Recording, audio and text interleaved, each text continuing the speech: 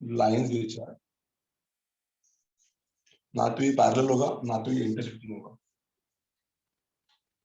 ना तो ये पैरेलल होगा ना तो ये इंटरसेक्टिंग होगा, neither parallel nor intersecting are called as skew lines. Skew lines are also called as non-coplanar lines. Skew lines are also called as non-coplanar lines.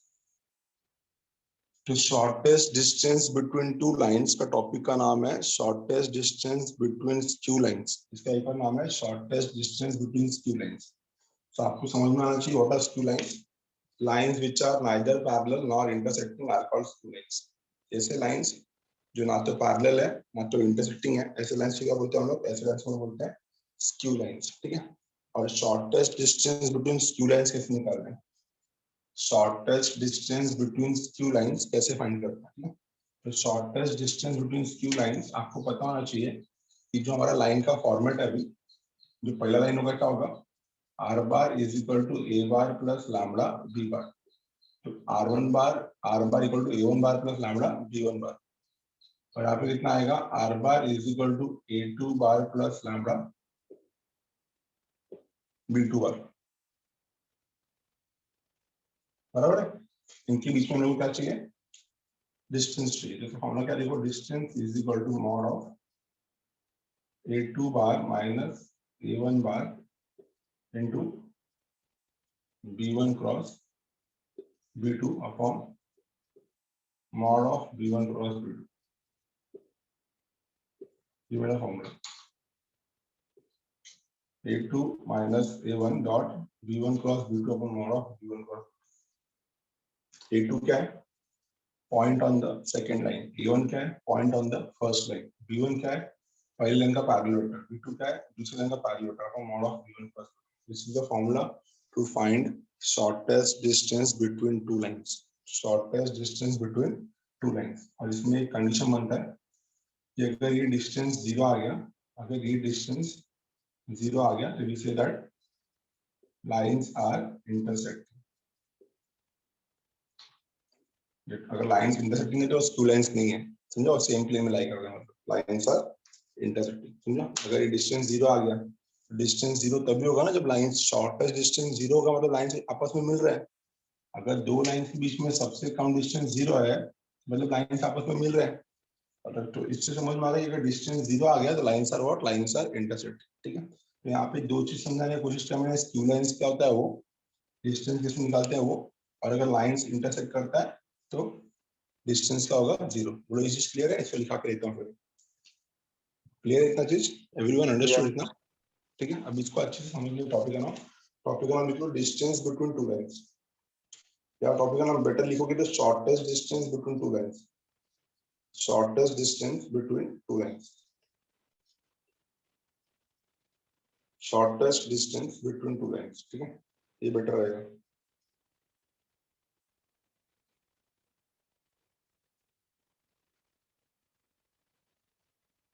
आज टॉपिक पे ये एक्सप्लेन किया मैंने, अच्छे से लिखा के देता हूँ क्योंकि 3D लाइन में से ये टॉपिक पेंडिंग है अपना। Shortest distance between two lines डालने अच्छे से।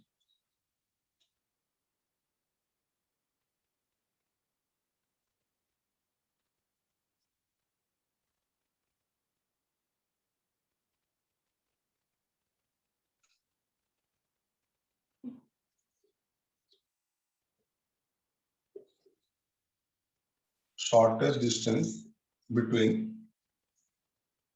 two lines. Between two lines, पहला लाइन होगा r bar is equal to a1 bar plus lambda b1 bar, and दूसरा होगा r bar is equal to a2 bar plus lambda b2 bar.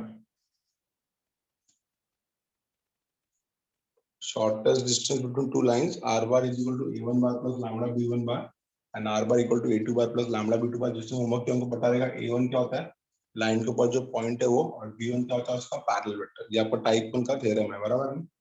Formula क्या है इसका? इसका फॉर्मूला है, क्योंकि उन्होंने डिस्टेंस बोला है d बोलेंगे इसको, तो फॉर्मूला हो जाएगा इसका d is equal to mod of A2 vector minus A1 vector dot B1 cross B2 upon mod of B1 cross B2, हमारा फॉर्मूला, ठीक है। A2 minus A1 dot B1 cross B2 upon mod of B1 cross B2। अब यही formula हम लोग Cartesian में भी लिख सकते हैं, ये सेम फॉर्मूला हम लोग कार्टेशियन में भी लिख सकते हैं, ठीक है। कार्टेशियन में क्या होगा, ऊपर डिटरमिनेंट फॉर्म में आ जाएगा ना, क्योंकि ये ऊपर देखो आपको स्केलर ट्रिपल प्रोडक्ट दिख रहा है, मैंने आपको स्केलर ट्रिपल प्रोडक्ट वेक्टर्स में पढ़ा दिया था, ठीक है।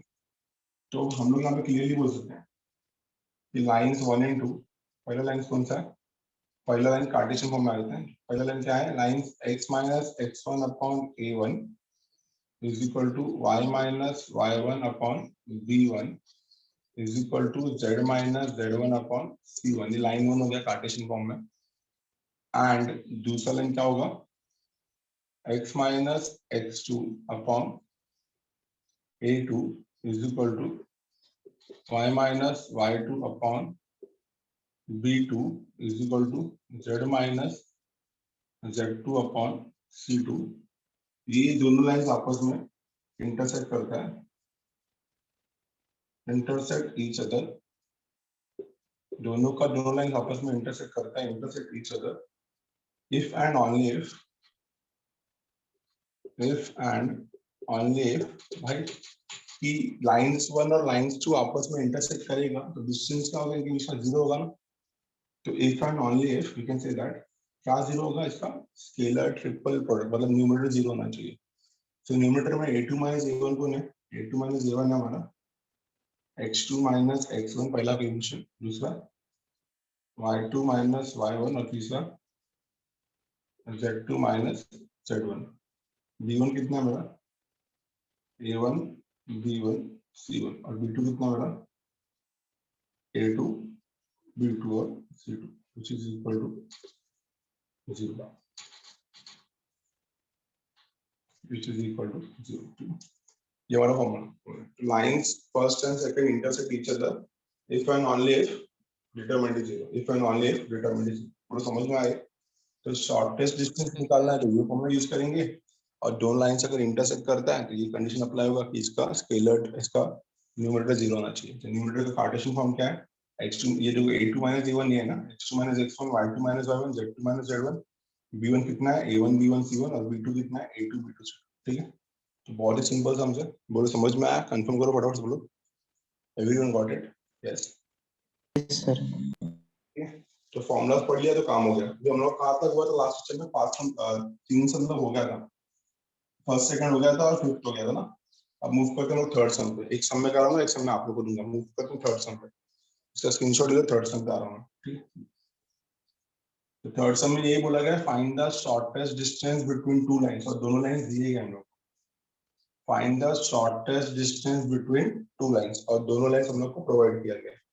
तो बात करते हैं हम लोग सम नंबर थर्ड का और exercise 6.2, find the shortest distance between the lines. तो वेरी फर्स्ट लाइन क्या है, सबसे पहला लाइन दिया यहाँ पे, r bar is equal to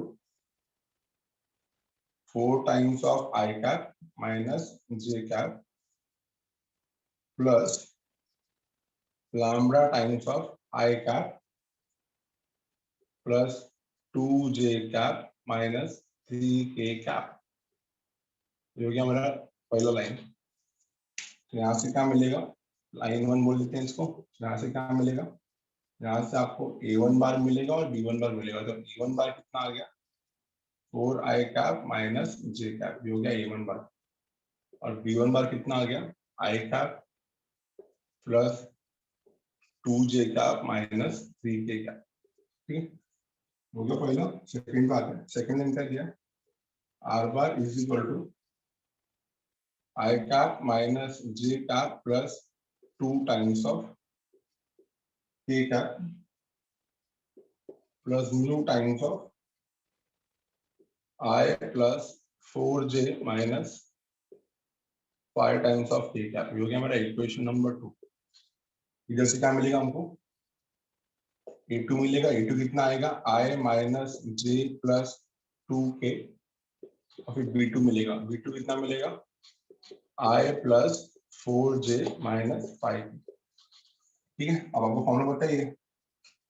तो पहले क्या करो, फॉर्मूला लगाने से पहले पहले A2 माइनस A1 निकाल लो। A2 माइनस A1 निकालना आएगा, फिर B1 क्रॉस B2 निकाल लो। ठीक है, फिर इसका मैग्नीट्यूड निकाल लो, B1 क्रॉस B2।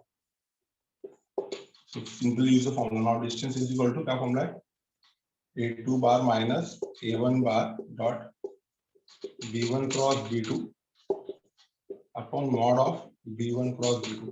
ठीक है, आता है, फटाफट सॉल्व करो, आंसर बताओ कितना आएगा। ये होने के बाद आपको सॉल्व करना है सम नंबर 7 का फर्स्ट। फटाफट ये दोनों सम सॉल्व करके बताओ, 3 मिनट आपके पास।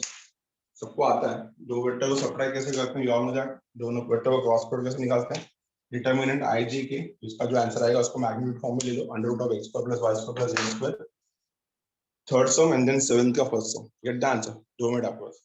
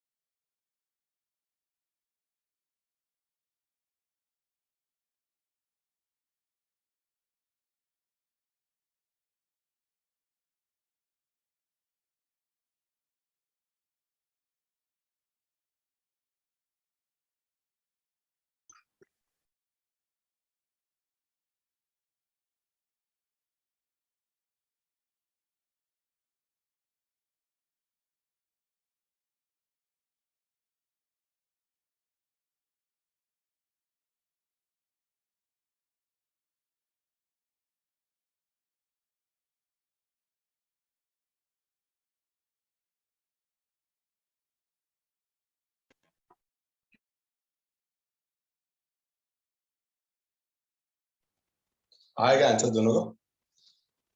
सर फर्स्ट का 1 1/√3 आया, और सेकंड का 1/√14। 1/√14। यस 1/√, एक बार चेक कर लेता हूँ अभी जिनको नहीं समझे। क्लास फॉर्मूला भी ऑल दैट फॉर्मूला तो आपको बाय हार्ट ही करना है। तो लाइन 1 से A1 B1 आ गया, लाइन 2 से A2 B2 आ गया। अब हमको फॉर्मूला के हिसाब से सबसे पहले A2 माइनस A1 निकालना है। सो A2 की जगह आपके पास A2 है I cap minus J cap plus 2K cap, ये हो गया A2। A1 कितना आपके पास 4I cap minus J cap. So A2 minus A1 निकाला, I माइनस 4I कितना आएगा minus of 3I minus J plus J गायब हो जाएगा ना, और 2 क्या आएगा कितना आएगा प्लस 2K। तो ये आ गया A2 माइनस A1। अब निकालते हैं B1 क्रॉस B2। तो B1 क्रॉस B2 कितना आएगा यहाँ पे I कैप J कैप, यहाँ पे आएगा K कैप।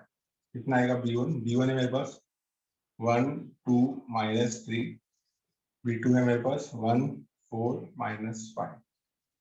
सॉल्व करना है दोनों को, कितना आएगा -10 plus 12 I cap minus of -5 -3 J cap 4 minus 2 K cap.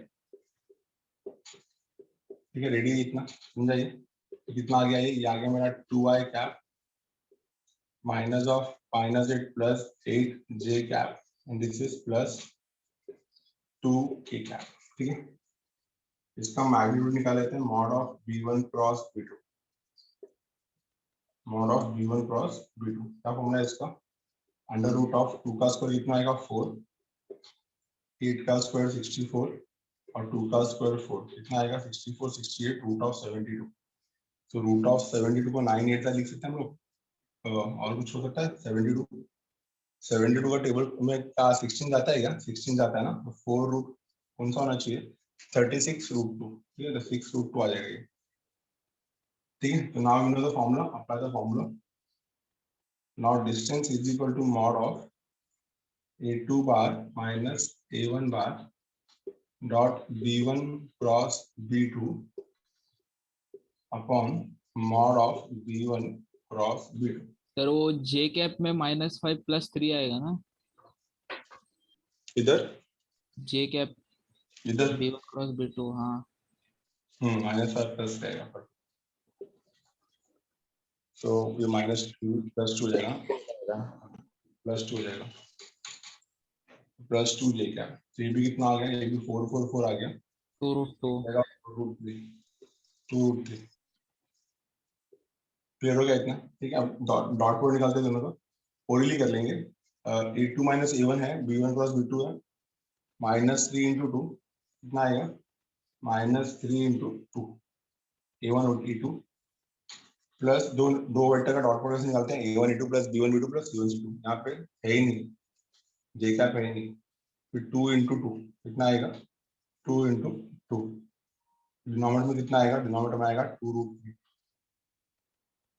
हो जाएगा -6, हो जाएगा 4, -2/2 2 कैंसिल हो जाएगा, डिस्टेंस कितना आएगा आपका 1/√3 यूनिट्स। तो पहला आंसर कितना आएगा, distance is equal to 1/√3। Formula आता है, सम्स बहुत इजी है और पूरा एक्सरसाइज हो गया हमारा। अगर फॉर्मूला आता है तो सम्स बहुत ही सिंपल है, देख लो अच्छे समझ में आएगा। डिस्टेंस कितना मिला 1/√3 यूनिट्स। अब क्वेश्चन नंबर 7 के फर्स्ट सम में क्या पूछा था, जो मैंने आपको दिया था, क्वेश्चन नंबर 7 के फर्स्ट सम में पूछा था, क्या आपस में शॉर्टेस्ट डिस्टेंस निकालने के बाद हम लोग ये कंक्लूड कर सकते हैं कि लाइन इंटरसेक्ट करता है। तो 7 का जो फर्स्ट सम था वो भी इसी टाइप से दिया था, लाइन 1 लाइन 2। अगर वहां पे सॉल्व करने के बाद डिस्टेंस 0 आ गया तो you can see that his lines intersect, और अगर डिस्टेंस 0 नहीं आया तो the answer his lines do not intersect. तो करना यही है, पूरा यहाँ तक पूरा यही करना है, लास्ट में सिर्फ कंक्लूजन निकालना है कि अगर डिस्टेंस 0 आया, अगर D 0 आया तो लाइंस इंटरसेक्ट, और अगर D 0 नहीं आ रहा है तो लाइंस डू नॉट इंटरसेक्ट। बोलो क्लियर है, क्वेश्चन नंबर 7 समझ में आया। कितना यस। आंसर आया, कितना आंसर आया फर्स्ट का, कितना आया था आंसर 1/√14। 1/√14, and therefore हम लोग को पता है कि this is not equal to 0, and therefore we can say that is lines do not intersect। आएगा lines do not intersect, simple सा answer, lines do not intersect. ठीक है, अब इसमें क्या रहेगा, क्या एक्सरसाइज में हम लोग को करना कौन सा है, फिफ्थ तो हो गया हमारा, ठीक है, सिक्स्थ हो गया था हमारा, सिक्स्थ भी हो गया था शायद, होमवर्क दिया था, रह गया हमारा सिर्फ 8th सम, 4th सम और 8th सम। तो 4th सम हमारा कार्टेशियन प्रोडक्ट के ऊपर है, मैं कार्टेशियन प्रोडक्ट वाला, ठीक है, 4th वाले सम पे आते हैं, इसका स्क्रीनशॉट ले लो फटाफट, will move to the 4th sum. बहुत इजी एक्सरसाइज है, दो फॉर्मूला से पूरा एक्सरसाइज कवर होता है। पहला formula distance of a point from a line, you all know the formula, ठीक है, और दूसरा formula shortest distance between two lines, दो फॉर्मूला का पूरा एक्सरसाइज कर लो, ठीक है। Distance of a point from a line का फॉर्मूला याद ही रहना सबको, mod of alpha minus A bar minus alpha minus A bar dot B bar upon mod of B bar का होल स्क्वायर, ठीक है, सबको सबने पढ़ा है, बहुत चीजें फॉर्मूला फॉर्मूला याद करोगे, दो दो फॉर्मूला का पूरा एक्सरसाइज कंप्लीट हो जाता है, ठीक है। Let's move to the topic, अगर कार्टेशियन फॉर्म में रहेगा तो कैसे करेंगे, तो कार्टेशियन फॉर्म में मैं आपको पहले फॉर्मूला लिखा देता हूँ, एक काम करते हैं ना, कार्टेशियन फॉर्म को हम लोग क्या करते हैं, पहले वेक्टर फॉर्म में कन्वर्ट कर लेते हैं, तो यहाँ पर कुछ दिया नहीं है ना। तो क्वेश्चन नंबर 4 में हम लोग क्या बोला गया, find the shortest distance between the lines. तो मेरे को चार चार फॉर्मूला पढ़ने की जरूरत नहीं है, मैं क्या करता हूँ, पहला लाइन ले लेता हूँ, x plus 1/7 is equal to y plus 1/-6 is equal to z plus 1/1। ठीक है, पहला लाइन है मेरा, x plus 1/7 equal to y plus 1/-6 equal to z plus 1/1। ये लाइन कहाँ से पास होता है, -1 -1 -1, तो यहाँ से हम लोग a1 बार निकाल सकते हैं ना, नहीं समझा तो प्लीज बताना मुझे। हाँ, लाइन कहाँ से पास होता है, यहाँ पे लिख सकते हो आप, the line passes through, the line passes through point, the line passes through point, point क्या है मेरा, point है मेरा -1 -1 -1 and has direction ratios, direction ratio क्या है इसका 7 -6 1, ठीक है ना, ये हम लोगों ने पहले भी किया है। तो यहाँ से हमारा a बार और b बार रेडी हो जाएगा, a बार मेरा बन जाएगा पॉइंट वेक्टर, क्या बनेगा ये -i cap -j cap -k cap, और b1 बार बन जाएगा मेरा पैरेलल वेक्टर, क्या आएगा 7 times of i cap -6 times of j cap plus k cap, ठीक है, ये हो गया पहला। अब दूसरी बात है, सेकंड लाइन क्या है यहाँ पे, सेकंड लाइन है मेरे पास, सेकंड लाइन है x -3/1 is equal to y -5/-2 is equal to z -7/1। ठीक है, तो यहाँ पे भी बोल सकता हूँ मैं, तो लाइन पासेस थ्रू, पॉइंट निकाल लो अच्छे से, द लाइन पासेस थ्रू, कहाँ से पास होता है 3 5 7, line passes through 3, 5, 7 and has direction ratio, and has direction ratio क्या है इसका 1 -2 1 1 -2 1, therefore यहाँ से हम लोग को a2 बार और b2 बार मिलेगा, तो a2 बार मेरा पॉइंट वेक्टर हो जाएगा, तो a2 बार कितना है मेरे पास 3i cap plus 5j cap plus 7k cap, और b2 बार कितना हो जाएगा मेरे पास i cap minus j cap plus k cap.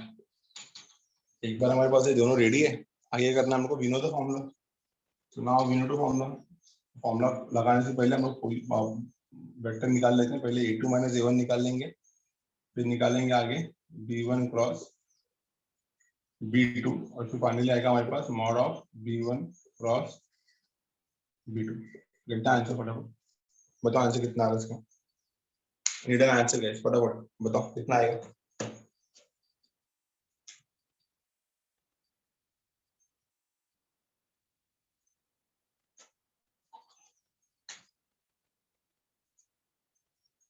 निकालो इसका आंसर, बताओ कितना आ रहा है जल्दी, वही सेम अप्रोच है, फॉर्मूला आपको बताइए a2 minus a1 dot b1 cross b2 upon mod of b1 cross b2।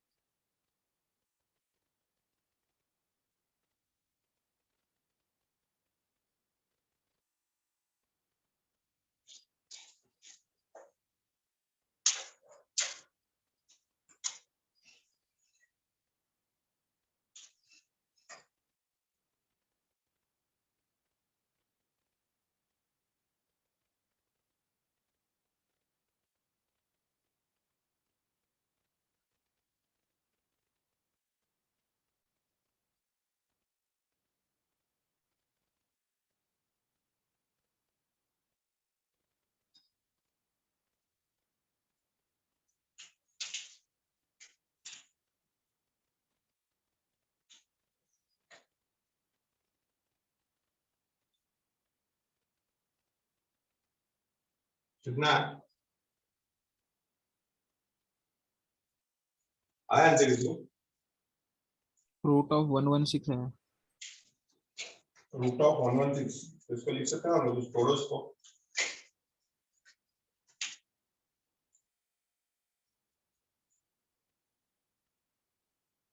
तोड़ो, तोड़ के बताओ कितना आएगा।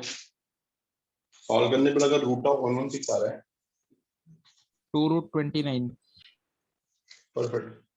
डी कितना मिल रहा है हम लोग को? Root of 116। रूट ऑफ 116 कितना आएगा? डी हो जाएगा मेरा 2 रूट 29। तो अगर हमारे पास लाइन कार्टेशियन फॉर्म में, तो इसको हम लोग वेक्टर फॉर्म में बना के भी सॉल्व कर सकते हैं। पूरा क्लियर है? समझा सम? पक्का? यस। ठीक है, तो एक्सरसाइज क्लियर है। Let us move to the last one. एक लास्ट सम बाकी, इसमें सम नंबर 7 या 8 है कुछ, देखते हैं।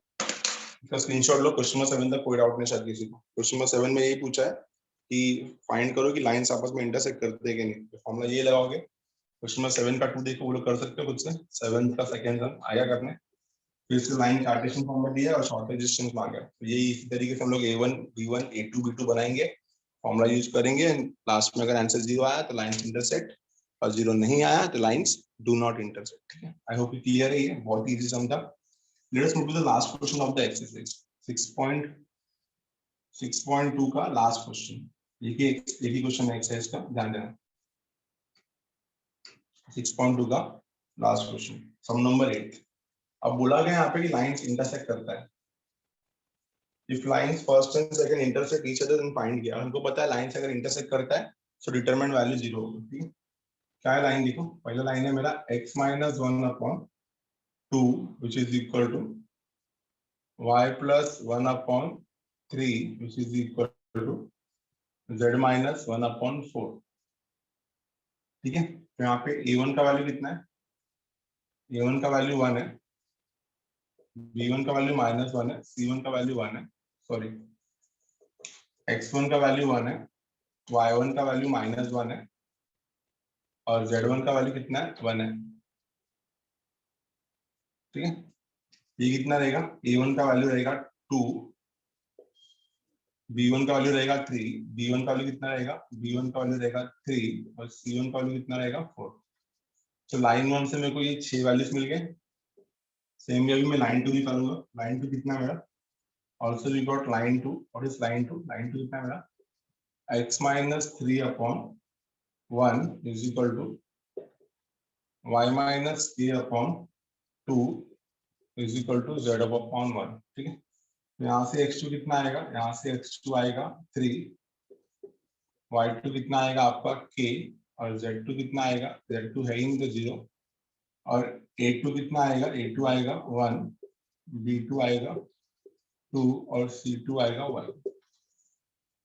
आगे अभी क्लियरली बोल रहा है आपको कि लाइंस इंटरसेक्ट करता है। यहाँ पे क्लियरली लिखेंगे यस लाइंस डू इंटरसेक्ट,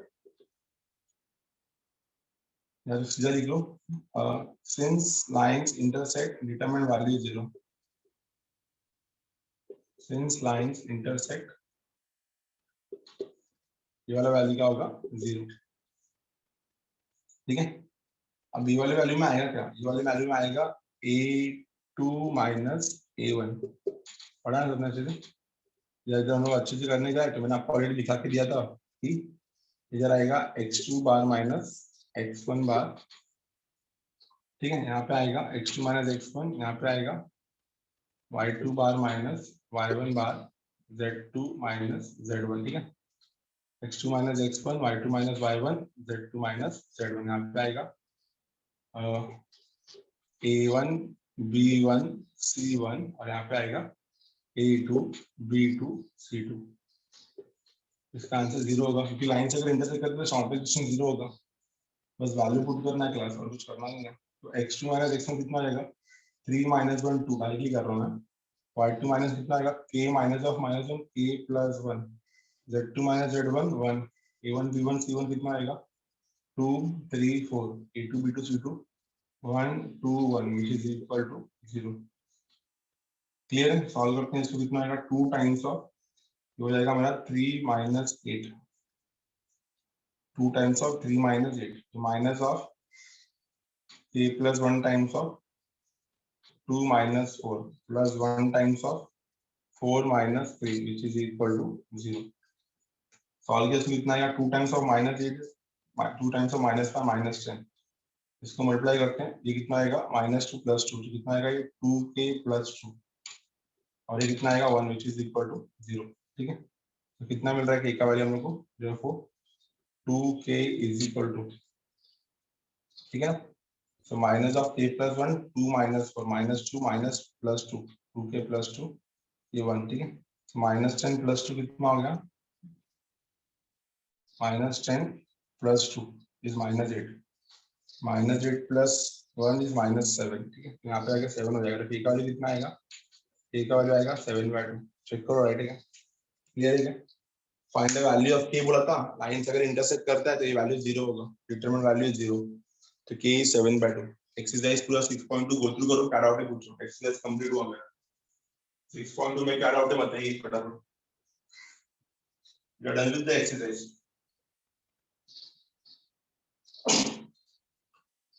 फटाफट 6.2 देख के बताओ क्या डाउट है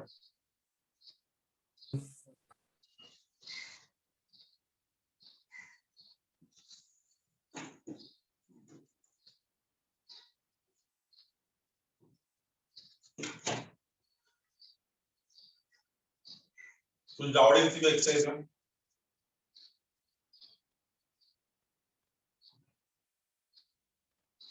एक्सरसाइज 6.2 फॉर्मेट समझ में आया सबको अच्छे से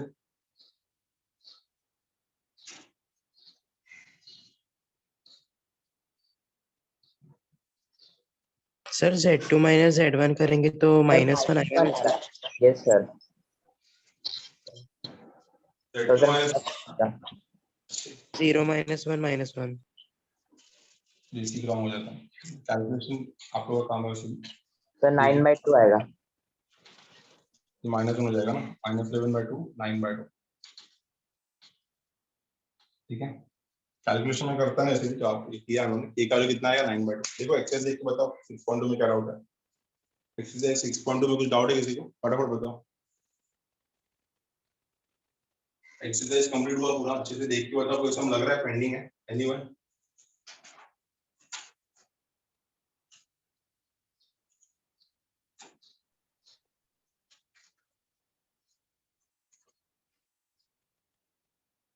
मूव करना लास्ट टॉपिक पे 3D प्लेन पे फटाफट मेरे को 6.2 कंफर्मेशन दो कुछ डाउट है किसी को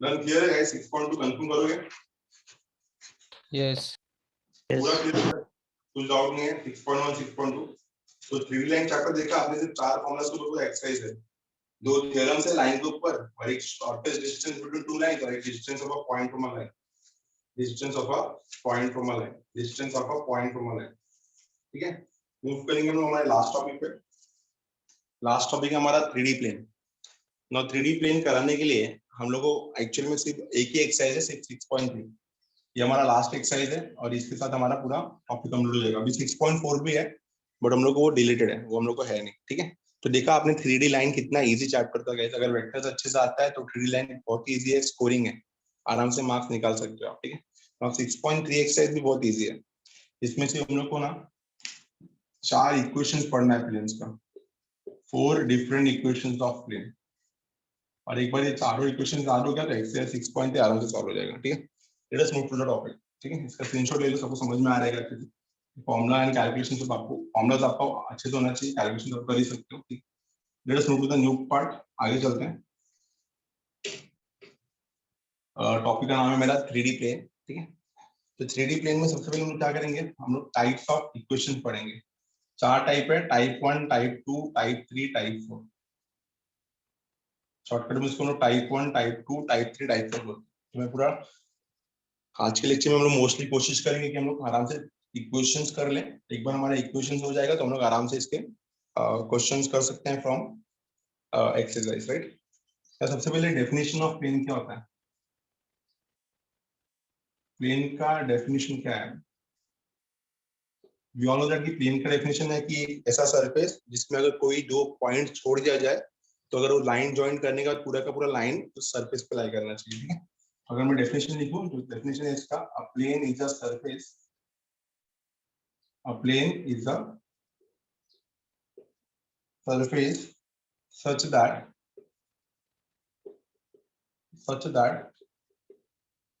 the line joining any 2 points on the surface, such that the line joining any 2 points on the surface, such that the line joining any 2 points on the surface lies completely on the same surface,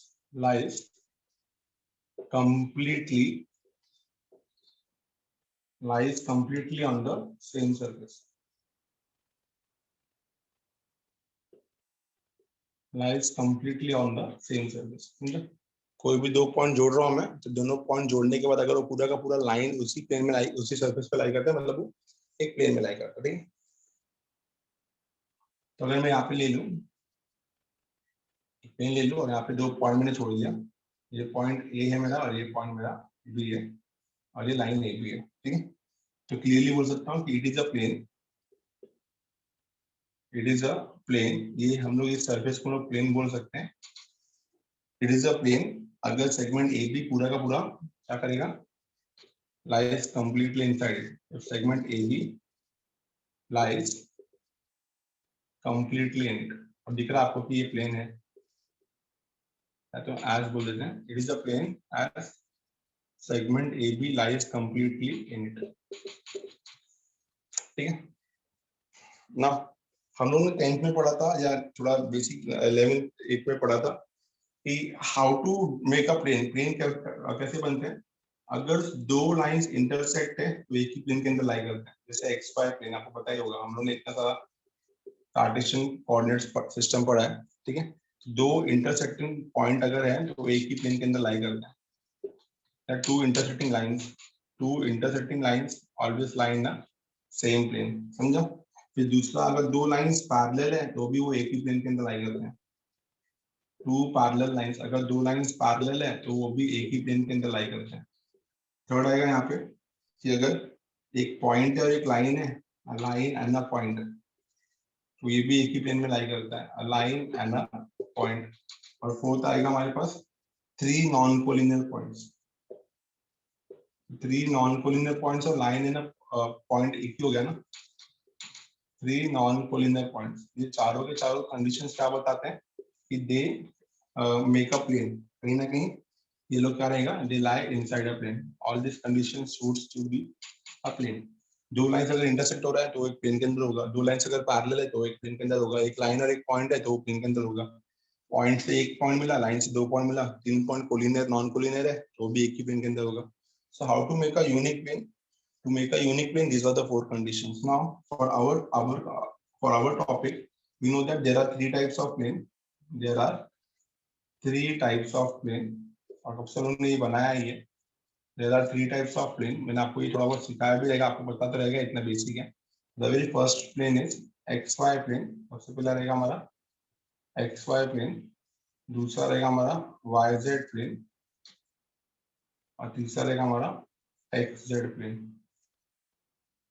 ठीक है, ये तीन type से plane हो गए। तो ये हो जाएगा मेरा फर्स्ट, ये हो जाएगा सेकेंड, ये हो जाएगा थर्ड,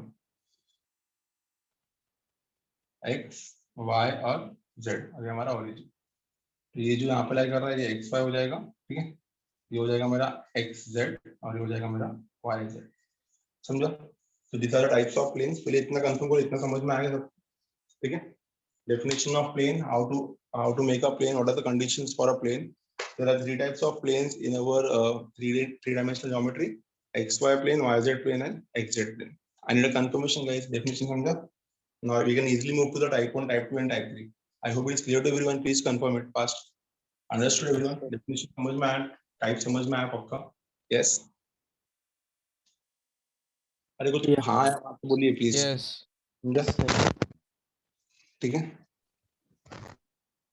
सिर्फ लेक्चर बैठे हैं, सिर्फ एक दो जन का आवाज आ रहा है बस। ठीक है, बाकी लोग सिर्फ सुन रहे हैं क्या चल रहा है। चलो ठीक है, आते हैं। अभी हम लोग ने, मैंने पहले ही बोला था कि 3D प्लेन पढ़ने के लिए सिर्फ इसमें एक ही एक्सरसाइज है और इसमें हम लोग को सिर्फ 4 टाइप के इक्वेशंस करने हैं: टाइप 1, टाइप 2, टाइप 3, टाइप 4। ठीक है, ये 4 इक्वेशंस कर लिए तो हमारा काम हो जाएगा। ये हम लोग ने जो पढ़ा ये बेसिक था, ये कुछ काम का था नहीं। सिर्फ हम लोग को प्लेन का डेफिनेशन समझना था, प्लेन होता क्या है, तब तो हम लोग हमारे टॉपिक को प्लेन बोल सकते हैं। ठीक है, दो इंटरसेक्टिंग लाइंस है तो दे लाई इन अ प्लेन, दो पैरेलल लाइंस है दे लाई इन अ प्लेन, तीन नॉन कोलिनियर पॉइंट्स है तो दे लाई इन अ प्लेन, और एक लाइन और एक पॉइंट है तो दे लाई इन अ प्लेन। ठीक है, तो लेट अस मूव। मैं जितने भी इक्वेशंस पढ़ाऊंगा यहाँ पे सबको टाइप से इक्वेशन करूंगा। टॉपिक का नाम है मेरा इक्वेशंस ऑफ प्लेन। मोस्टली आज के लेक्चर में हम लोग यही कोशिश करेंगे कि हम लोग इक्वेशंस ऑफ प्लेन जितने भी सब अच्छे से पढ़ लें। तो इक्वेशंस ऑफ प्लेन एक टॉपिक का नाम है, इसमें 4 टाइप्स है। तो हर एक टाइप को मैं टाइप 1, टाइप 2, टाइप 3, टाइप 4 बोलूंगा। जब मैं सम्स कराऊंगा तो मैं पूरा का पूरा स्टेटमेंट पढ़ने वाला नहीं हूँ, मैं वहाँ पर टाइप रिप्रेजेंट करूंगा कि अरे टाइप 1 है कि टाइप 2 है कि टाइप 3 की टाइप 4 है। Let us move. The very first one, सबसे पहली बात है टाइप 1। टाइप 1, ठीक, बहुत अच्छे से ध्यान देना गाइस। टाइप 1 क्या रहेगा? Very first one, equation of plane in normal form. हर एक टाइप को अच्छे समझो और लास्ट में कंफर्म करो समझ में आया कि नहीं पूरा होने के बाद। Equation of plane in normal form.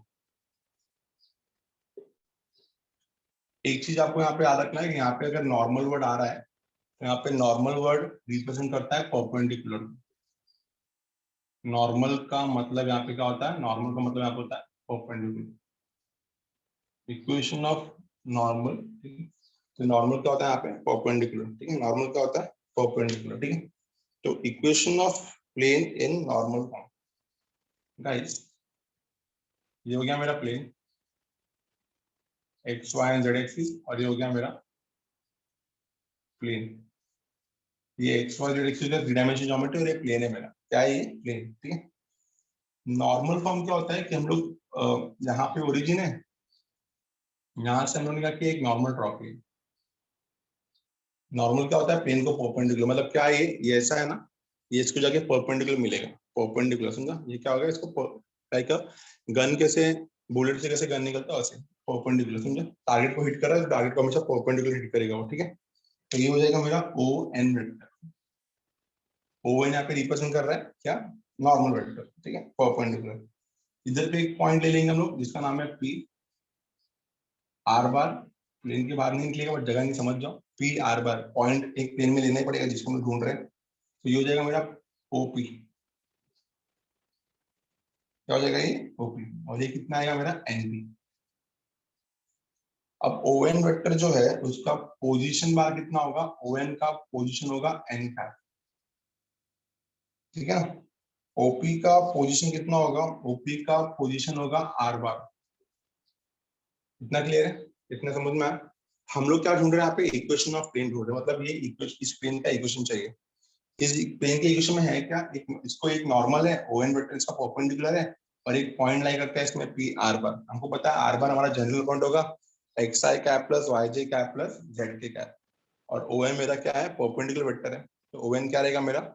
Perpendicular रहेगा। ठीक है, तो A I cap plus B J cap plus C K cap. इस सब पे ध्यान देना चाहिए अच्छे से।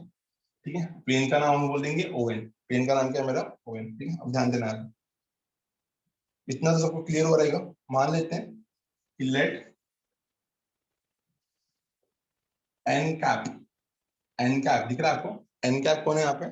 एन कैप है unit vector, let N cap be unit vector along ON.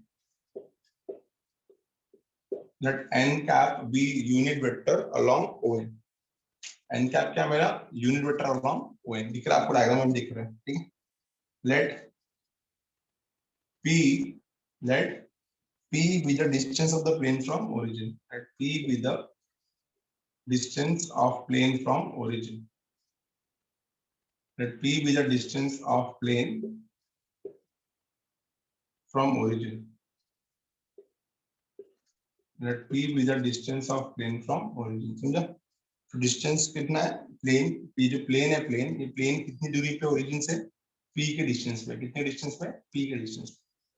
Plane कितनी दूरी पे ओरिजिन से? P के डिस्टेंस पे, ठीक है?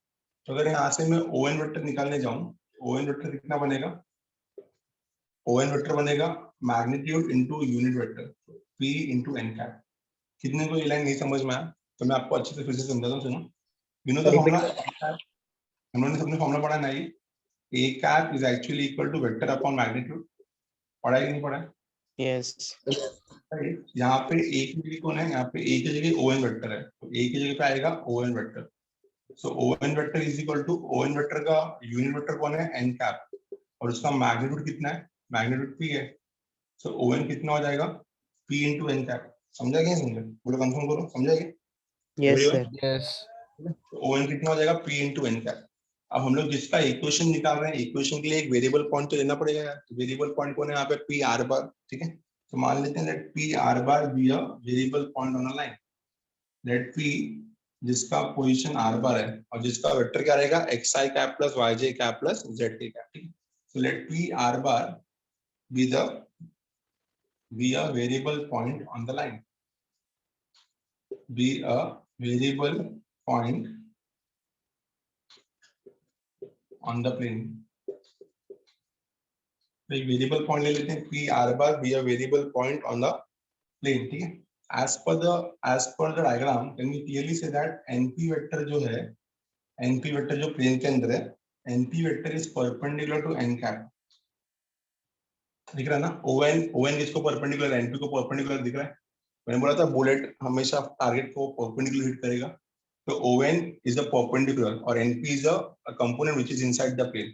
तो on अगर प्लेन को परपेंडिकुलर है तो on वो हर चीज को परपेंडिकुलर है जो प्लेन के अंदर लाई करता है। प्लेन के अंदर क्या लाई करता है? np। so np is perpendicular to n cap, np is perpendicular to n cap। हम लोग को पता है जब दो वेक्टर परपेंडिकुलर होते हैं उनका डॉट प्रोडक्ट 0 होता है, तो therefore np vector dot n cap is equal to 0। तो हमको पता है कि हम लोग np वेक्टर को कैसे लिख सकते हैं? यहाँ पे देखो, triangle law of vector addition लगाया तो on vector plus np vector is equal to op vector, triangle law of vector addition. on plus np is equal to op। तो यहाँ से अगर np निकालने गए तो np कितना हो जाएगा? np हो जाएगा op minus on, op minus on। तो np कितना हो जाएगा मेरा? op vector minus on vector dot n cap is equal to 0। OP कितना है मेरा? OP मेरा कितना है? OP मेरा R बार है ना, तो R bar minus ON vector कितना मेरे पास निकाला है मैंने? ON कितना है? ON मेरा P into n cap, P into n cap dot n cap is equal to 0। Clear है? मल्टीप्लाई करो इसको, R को n से मल्टीप्लाई कितना आएगा? R बार dot n cap, P into n cap into n cap. n cap भी unit vector है, ये n कैप भी यूनिट वेक्टर है, तो P आएगा व्हिच इज इक्वल टू 0। तो आपका आंसर कितना आ रहा है finally? R bar dot n cap is equal to P। This is the answer. R bar dot n cap is equal to P। R bar dot n cap is equal to P। अभी आपको यहाँ पे पढ़ना होगा यहाँ पे n cap क्या है, तो सब कुछ लिखा है मैंने पहले ऊपर ही। n cap क्या मेरा? Unit vector along ON। n cap क्या मेरा? Unit vector along ON। ये मेरा n cap है, यूनिट वेक्टर along ON, ठीक है? उसके बाद आता है हमारा P। P क्या मेरा? Distance of the plane from the origin. P क्या मेरा? Distance of plane from origin, distance of plane from origin, distance of plane from origin। और उसके बाद हमारा आर क्या है, आर बार क्या है मेरा, आर बार है मेरा वेरिएबल पॉइंट, आर बार क्या है मेरा, आर बार है मेरा वेरिएबल पॉइंट। एक बार देख लो अच्छे से, पूरा अच्छे से ऊपर से नीचे कंफर्म करो। आपको पूछेगा what is equation of plane in normal form, r bar dot n cap is equal to p. What is r bar? Variable point. What is n cap? Unit vector along normal. What is p? Distance of the plane from the origin. p को बाहर नहीं आया तो वो magnitude है, तो r bar dot n cap is equal to p. r bar dot n cap is equal to p. Please confirm, समझ में आया everyone? Yes, sir. मुझे देख लो एक बार। r yes bar dot n cap is equal to p. ठीक है, r bar dot n cap is equal to p. ठीक है, अब इसका ये वेक्टर फॉर्म हो गया r bar dot n cap is equal to p. अब इसका कार्टेशियन फॉर्म भी निकालना है, तो कार्टेशियन फॉर्म पे आते हैं। ठीक है, इसको एक बार देख लो, रीड करो, इस पर एक मिनट हो गया, रीड करो।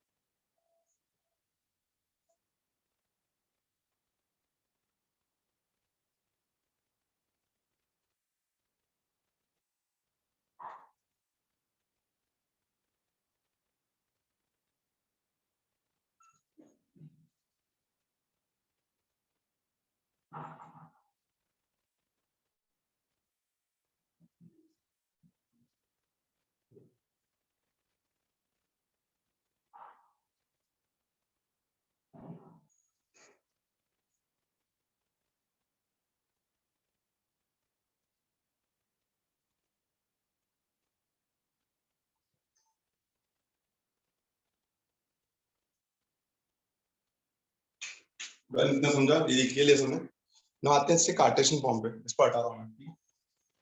तो equation of plane in normal form, r bar dot n cap is equal to p, याद रखना चाहिए। ठीक है, तो टाइप 1 क्या था मेरा, equation of plane in normal form. अच्छा, इसको नॉर्मल फॉर्म क्यों बोले, क्योंकि यहाँ पे आपने देखा कि जब उन्होंने इक्वेशन ऑफ प्लेन निकाला नॉर्मल से निकाला, परपेंडिकुलर से। ठीक है, Yes. Equation of plane in normal form. Moving on to the next one. ठीक है गाइस, अगर मेरे को इसको कार्टेशियन फॉर्म में लिखना है,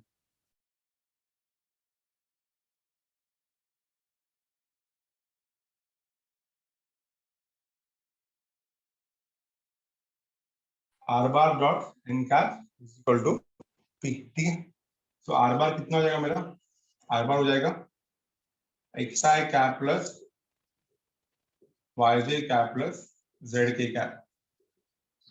हो गया r bar, position vector, general point. n cap क्या रहेगा मेरा, n cap रहेगा मेरा गाइस, देखो मैंने आपको पहले ही पढ़ाया था, आपको याद है कि नहीं याद है। n cap मेरा वेक्टर नहीं है, यूनिट वेक्टर है। यूनिट वेक्टर का जो ij k का कोएफिशिएंट होता है वो डायरेक्शन कोसाइंस होता है, पढ़ा था ना हमने। और डायरेक्शन कोसाइंस को हम लोग lmn बोलते हैं। तो n कैप कितना आएगा, li cap plus mj cap plus nk cap. ठीक है, क्लियर हो गया ये। पता ना, मैं समझा। कार्टेशियन फॉर्म लिखना है लाइन का, ये तो हो गया वेक्टर फॉर्म। हमें कार्टेशियन फॉर्म लिखना है, तो कार्टेशियन फॉर्म क्या आएगा इसका, कार्टेशियन फॉर्म इज, ध्यान देना, r bar dot n cap दोनों मल्टीप्लाई होंगे आपस में, कितना आएगा ये, lx plus my plus nz is equal to p। So vector form क्या था उसका, वेक्टर फॉर्म था r bar dot n cap is equal to p। Cartesian form क्या रहेगा इसका, lx plus my plus nz is equal to p। lx plus my plus nz is equal to p। Confirm करो, समझ में आया everyone, got it. Sir वो LI cap MI cap वो बता।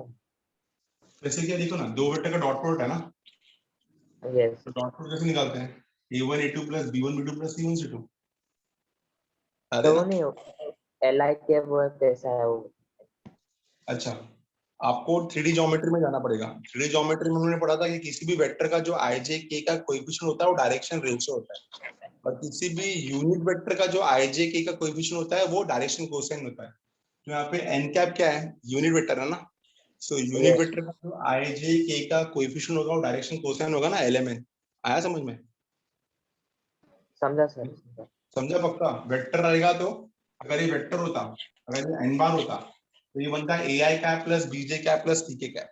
डायरेक्शन बड़े रेशियो। वेक्टर में ना, ये क्या है, ये यूनिट वेक्टर है। तो यूनिट वेक्टर का क्या रहता है, आईजी के कंपोनेंट्स डायरेक्शन कोसाइन और एलिमेंट डायरेक्शन कोसाइन है। Got it? समझा सर। तो ये हो गया मेरा type 1। Let us move to type 2 now. हटा रहा हूं इसको, आगे चलते हैं, इसका स्क्रीनशॉट ले लो। Will move to type 2।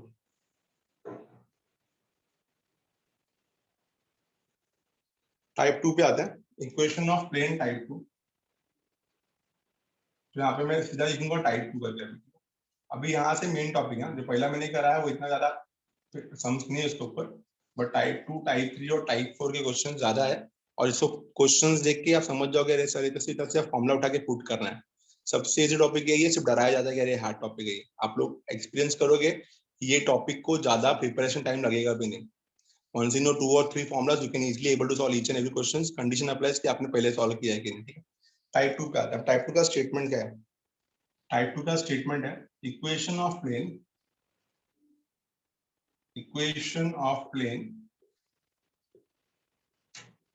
equation of plane passing through a given point,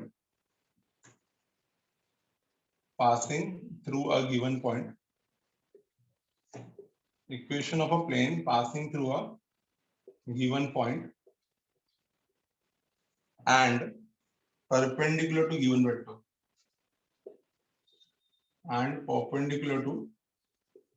given vector type अच्छे से आइडेंटिफाई करो।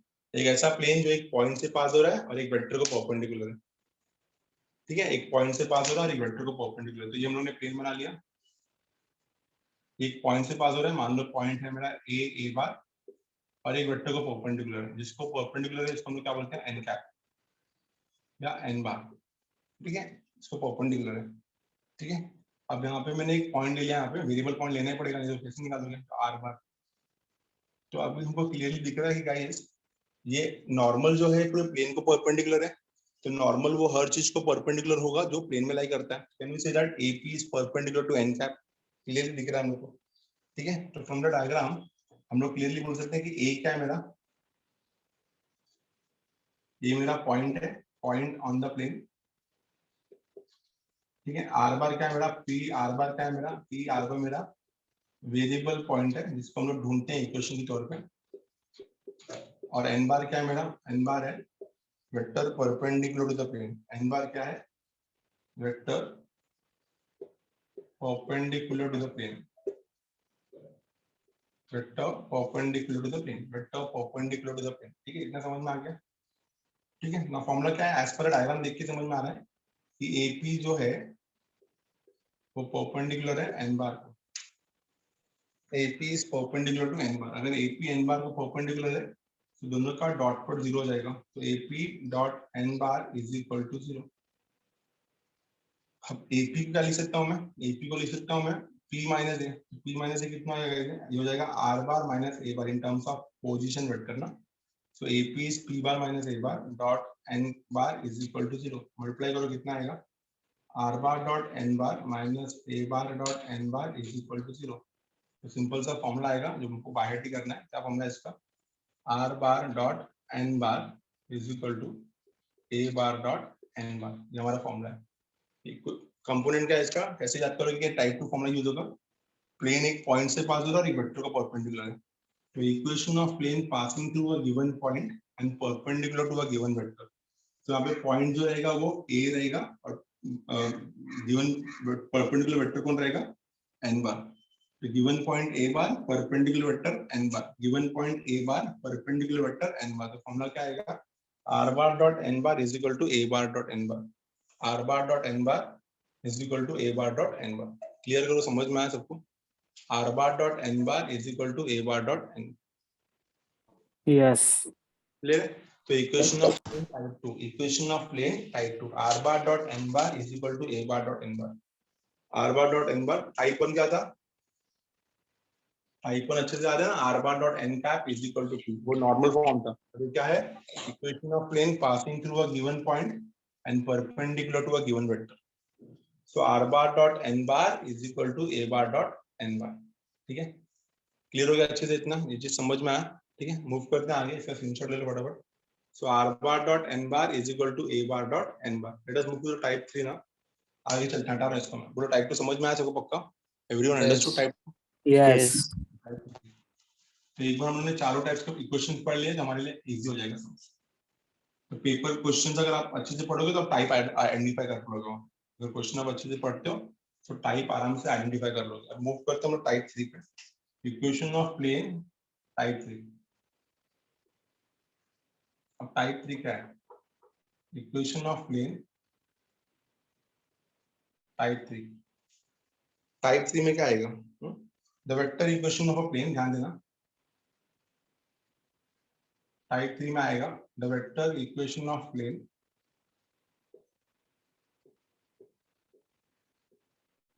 The vector equation of plane, ठीक है, passing through a point. The vector equation of a plane passing through a given point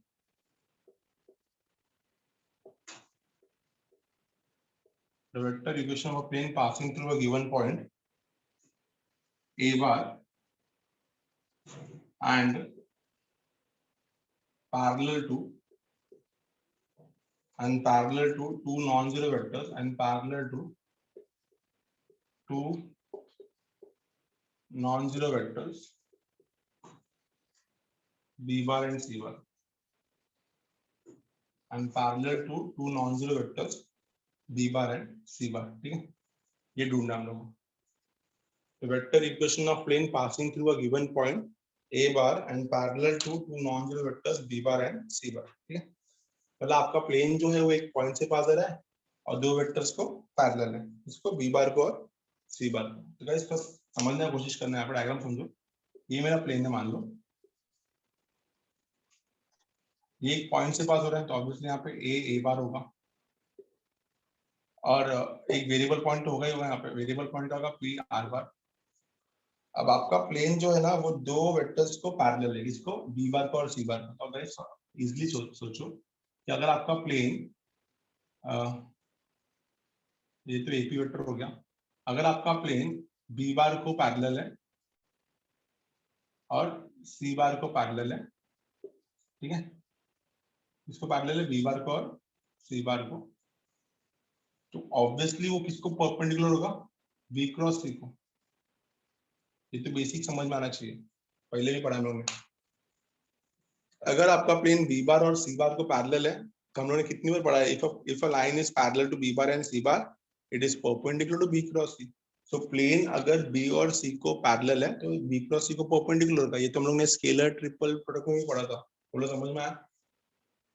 please confirm it, ठीक है। If a plane is parallel to B bar and C bar, यहाँ पे लिख देता हूं मैं, if a plane is parallel to B bar and C bar it is perpendicular to B cross C. Question में खुद ही बोला है कि the plane is parallel to B bar and C bar. अगर प्लेन बी बार और C बार को parallel है तो बी क्रॉस सी को परपेंडिकुलर होगा। अगर वो बी बार और सी बार को पैरेलल है तो बी क्रॉस सी को परपेंडिकुलर होगा। तो वो बी क्रॉस सी को क्या होगा? बी क्रॉस सी को परपेंडिकुलर होगा, ठीक है। अगर प्लेन बी बार और सी बार को पैरेलल है तो बी क्रॉस सी को क्या होगा? परपेंडिकुलर होगा। बोलो क्लियर है? इतना समझ में आया? यस समझ आता है, ठीक है। यहाँ पे गाइस, यहाँ पे परपेंडिकुलर वेक्टर किससे रिप्लेस कर रहे हैं? यहाँ पे जो परपेंडिकुलर वेक्टर था एन बार वो किससे रिप्लेस कर रहे हैं? बी क्रॉस सी। जो परपेंडिकुलर वेक्टर था एन बार वो रिप्लेस कर रहा है बी क्रॉस सी से। अपना इक्वेशन क्या आएगा? देखो the vector equation is, shortcut में लिख रहा हूं मैं, therefore the vector equation is, क्या था formula? R bar dot N bar is equal to A bar dot N bar. ये फॉर्मूला था ना, ये चेंज हो जाएगा और एन बार की जगह आएगा R bar dot B cross C is equal to A bar dot B cross C. ये बनेगा मेरा नया formula, R bar dot B cross C is equal to A bar dot B cross C. Confirm करो।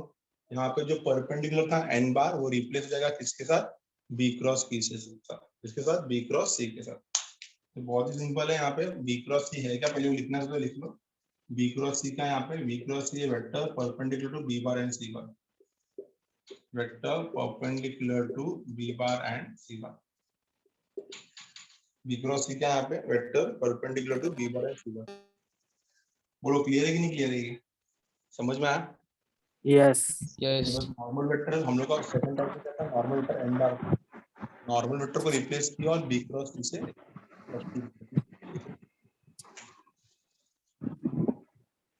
I hope clear है। सबको ये type की समझ में आया पक्का? R bar dot B cross C is equal to A bar dot B cross C, R bar dot B cross C is equal to A bar dot B cross C. ठीक है, ठीक है, clear है सबको? Everyone understood? आपका हटा दो, sir बोलो। Sir R bar dot N bar is equal to A bar dot N bar कहाँ से है? टाइप 2 है ना यार। यस सर समझा। टाइप 2 और टाइप 3 में क्या हो रहा है? टाइप 2 में नॉर्मल वेक्टर को एन बार बोला है और टाइप 3 में नॉर्मल वेक्टर को बी क्रॉस सी बोला है, तो एन बार को बी क्रॉस सी से रिप्लेस किया। ठीक है ना? Yes sir. वहां पे क्या था कंपोनेंट टाइप 2 में? पॉइंट ए बार था और नॉर्मल वेक्टर एन बार था। यहाँ पे भी पॉइंट ए बार ही है, बट नॉर्मल वेक्टर हम लोगों ने बनाया बी क्रॉस सी, तो एन बार की जगह क्या आएगा? बी क्रॉस सी आएगा। समझा? तो R dot yes B sir. Cross C equal to A bar dot B cross C. Clear है? पक्का समझ में आया? ठीक है। यस अभी टाइप 3 का एक और फॉर्मेट है, टाइप 3 का एक और फॉर्मेट है, वो देखते हैं। स्केलर फॉर्म, ध्यान देना। अब हम लोग को एज पर द डायग्राम जो मैंने पीछे बनाया था, मतलब फिर से बनाना ही पड़ेगा वो। ये सब स्क्रीनशॉट लेके बुक में नहीं लिखोगे ना, कुछ समझ में नहीं आएगा, सब बाउंस हो जाएगा। ये देखो, ए यहाँ पे था मेरा पी, यहाँ पे एक था मेरा बी बार और यहाँ पे था मेरा एक सी बार।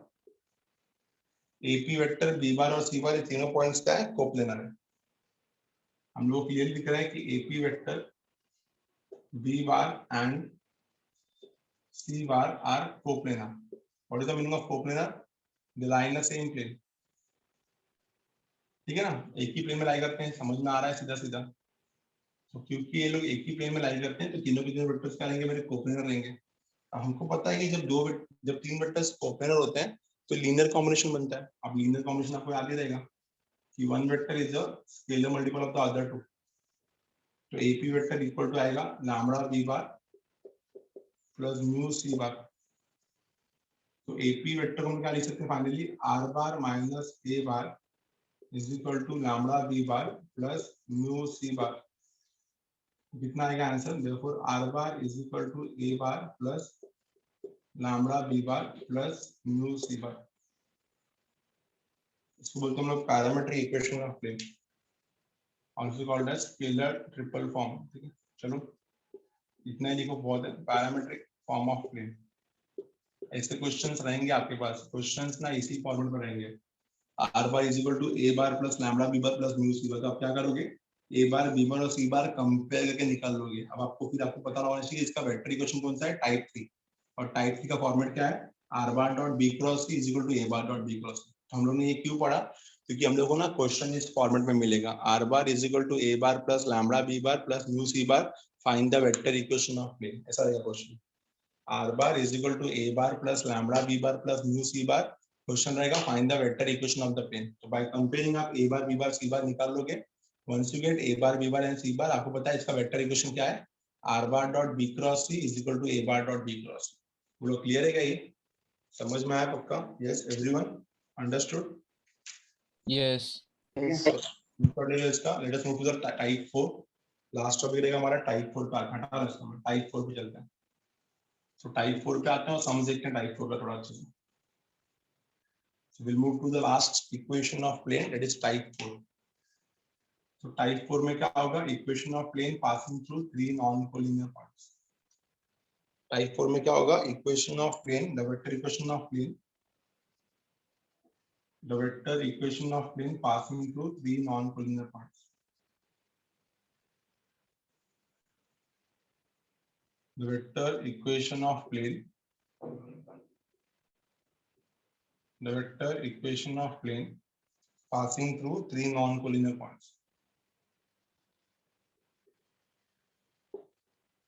तीन नॉन कोलिनियर पॉइंट से पास हो रहा है, passing through three non-collinear points. The vector equation of plane passing through three non-collinear points. ठीक है, ध्यान देते हैं यहाँ पे।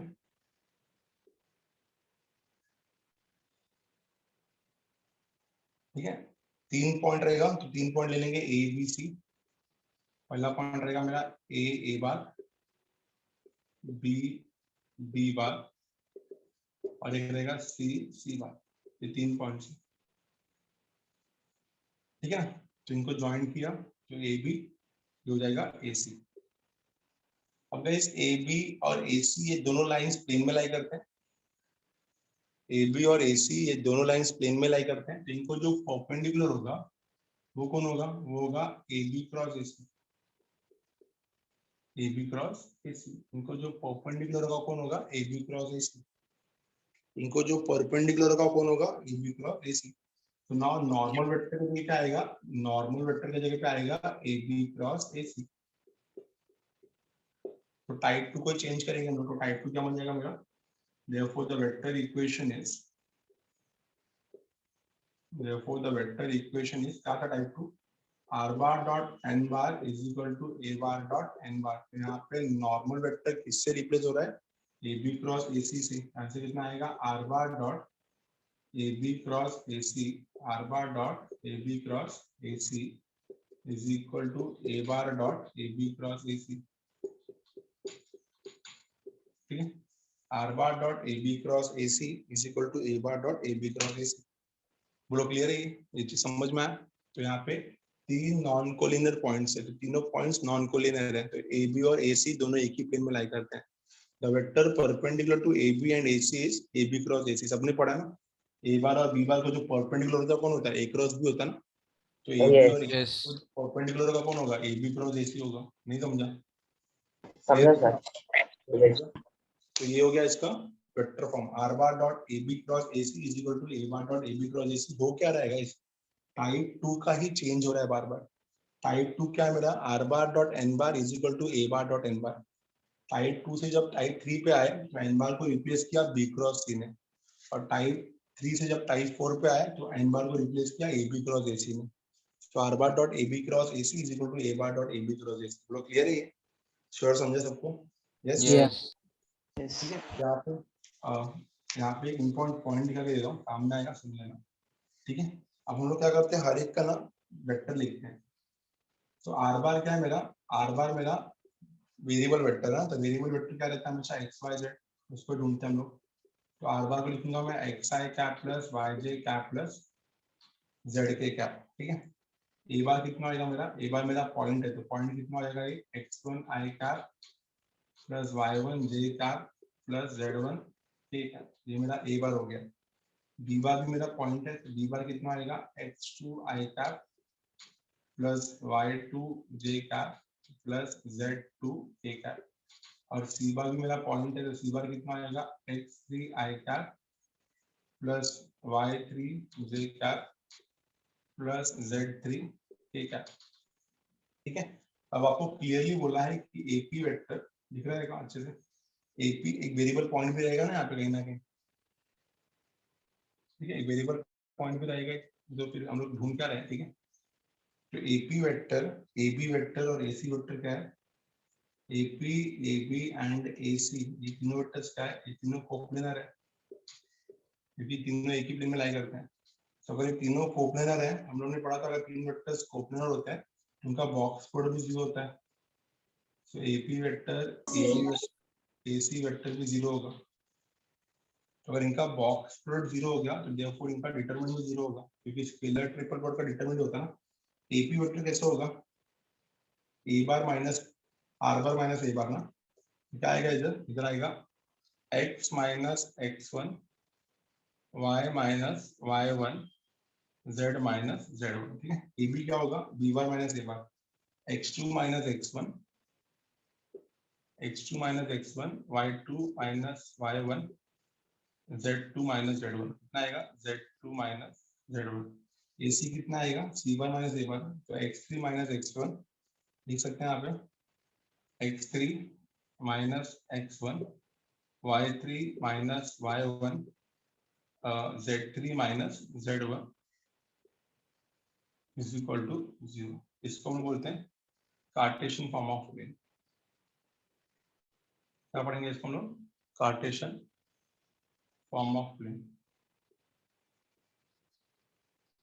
ठीक है, वेक्टर फॉर्म यहाँ पे कार्टेशियन फॉर्म में, वेक्टर फॉर्म मतलब वेक्टर में आएगा, Cartesian form X Y Z coefficients में आएंगे। ठीक, एक बार देख के लो चारों टाइप फटाफट, चारों मिनट दे रहा हूँ मैं, अच्छे से देख लो।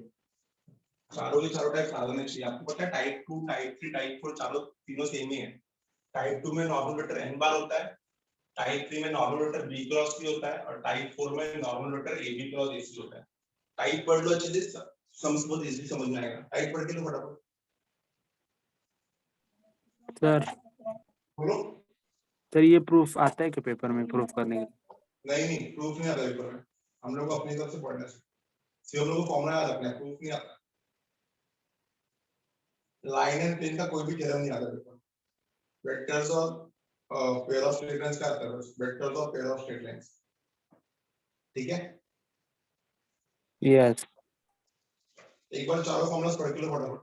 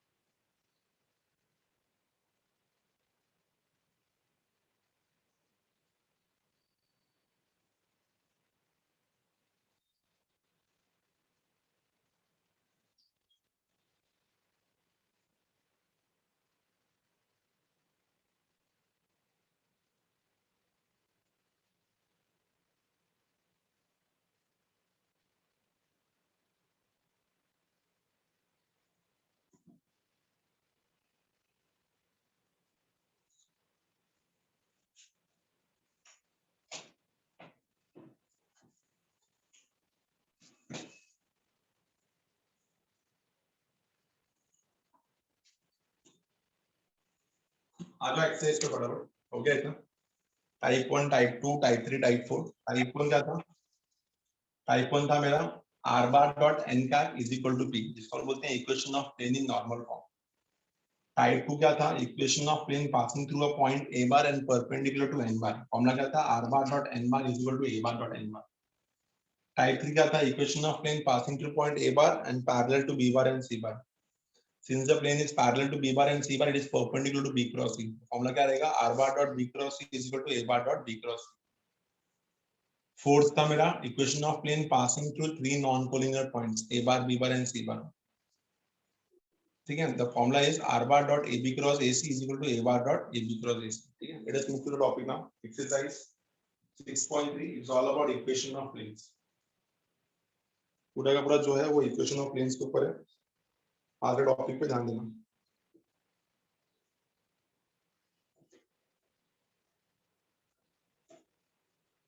एक्सरसाइज 6.3 बहुत ही सिंपल सिंपल सम्स है। अगर आप क्वेश्चंस को इक्वेशंस को प्रॉपर्ली पढ़ लेते हो तो आप सम्स ओरली कर सकते हो।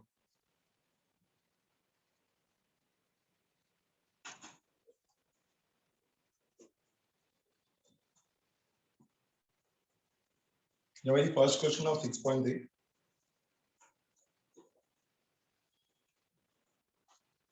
find the vector equation of the plane। हर एक सम अच्छे से कराऊंगा मैं, ध्यान देना। Find the vector equation of the plane which is at a 42 unit distance from the origin and which is normal।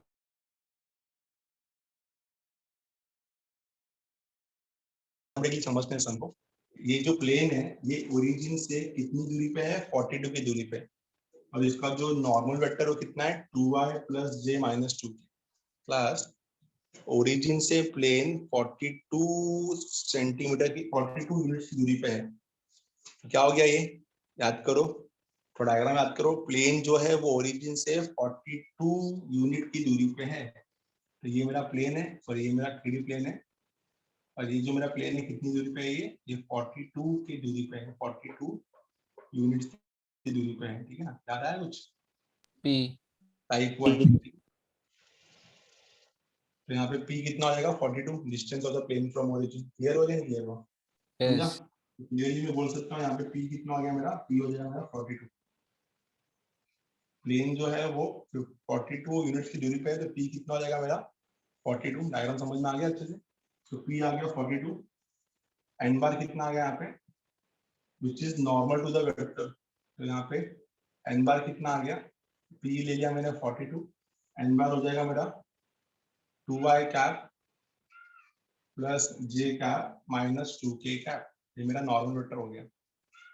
तो प्लेन जो है वो ओरिजिन से 42 की यूनिट की दूरी पे है, और उसका जो नॉर्मल वेक्टर है कितना है, 2y plus j minus 2k। हम लोग यहाँ से निकालेंगे इसका मैग्नीट्यूड। इसका मैग्नीट्यूड कितना आएगा, under root of 4 plus 1 plus 4, कितना आएगा, मॉड ऑफ n 3। कितना हो गया, 3। तो देखो यहाँ से n का बन जाएगा, तो n का कितना आएगा, वेक्टर अपॉन मैग्नीट्यूड,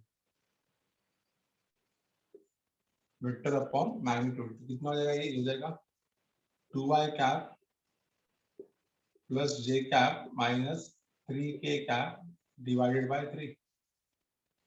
ठीक है, अब हमको इसका वेक्टर इक्वेशन बताइए। इसका वेक्टर इक्वेशन क्या है, r bar dot n cap is equal to p ना। The vector equation is, we all know that इसका वेक्टर इक्वेशन क्या है।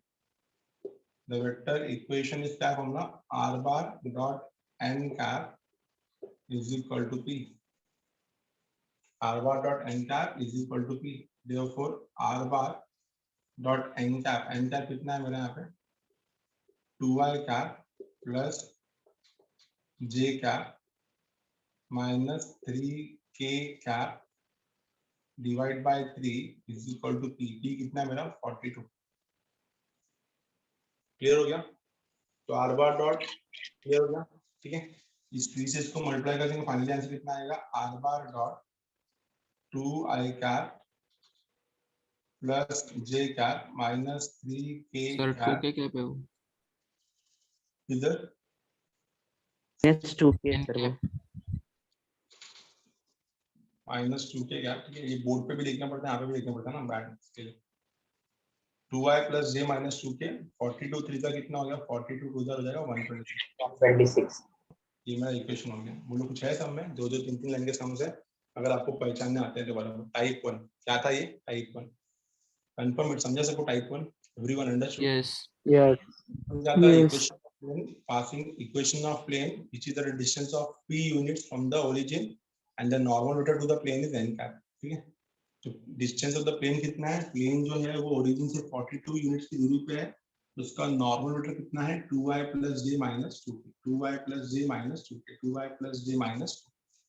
तो p भी है, n बार भी है, सॉल्व किया तो कितना मिलेगा, r bar dot n cap is equal to p, r bar dot n cap is equal to p, r bar dot n cap is equal to, so n cap कितना आ गया मेरे पास, 2y plus j minus 2k which is equal to 42 3 126।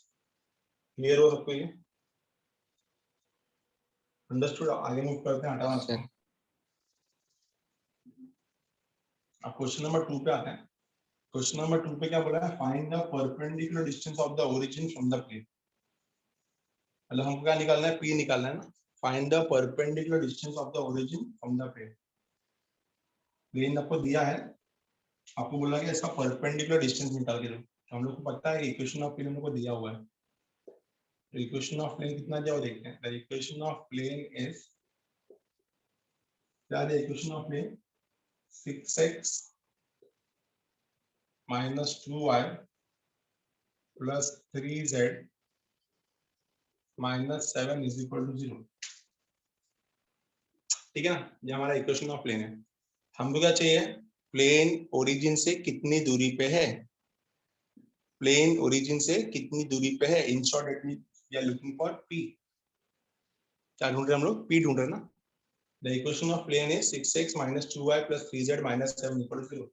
भाई सबसे पहले क्या करो, सबसे पहले इसको ऐसा लिखो 6x minus 2y plus 3z is equal to 7. ठीक है, ये मेरा इक्वेशन 1 हो जाएगा। ठीक है, ये हम लोग क्लियर है। अब गाइस थोड़ा अच्छे से समझते हैं इसको।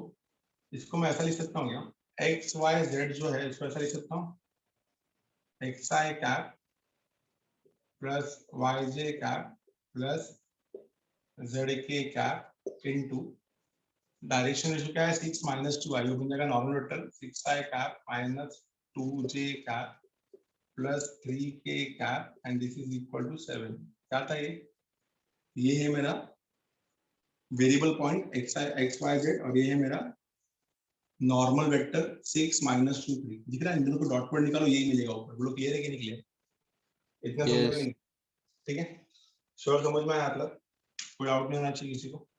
अब आपको पता है कि ये कौन से फॉर्मेट में है, that is this is in the form of, ये क्या है मेरा, ये आर बार है, ये मेरा एन बार है और इसको मैंने 7 बोल दिया। R bar dot N bar is equal to 7।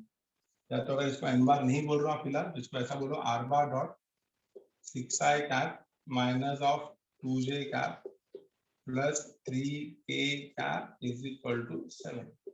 R bar dot this is equal to 7।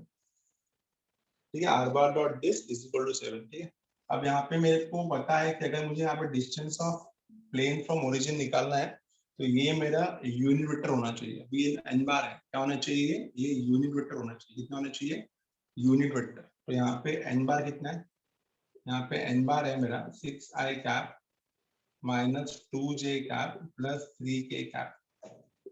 इसको डिवाइड करेंगे हम लोग इसके साथ, इसके मैग्नीट्यूड के साथ, to get converted into unit vector. तो आर एन बार कितना आएगा, हो जाएगा 36 प्लस 4 प्लस 9, तो रूट ऑफ 49 7 हो जाएगा ना।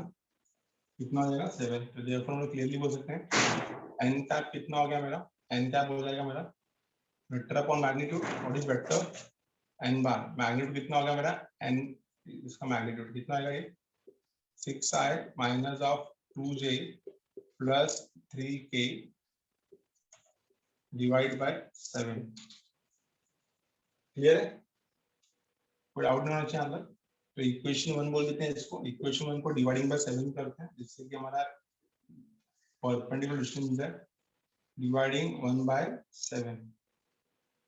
जैसे ही 1 को 7 से डिवाइड किया जाएगा आर बार डॉट, ये कितना आएगा 6 I cap minus of 2 J cap plus 3 K cap, 6 I minus 2 J plus 3 K upon 7 is equal to what, 7 upon 7 1। ये देखो, ये आर बार, ये N cap is equal to P. R bar dot N cap is equal to P. Compare करते हैं इसको हमारे type 1 से, comparing with, इससे कंपेयर करेंगे इसको, comparing with R bar dot N cap is equal to P. क्या मिलेगा आपको, पी का वैल्यू मिलेगा 1। तो distance of plane from origin कितना होगा, 1।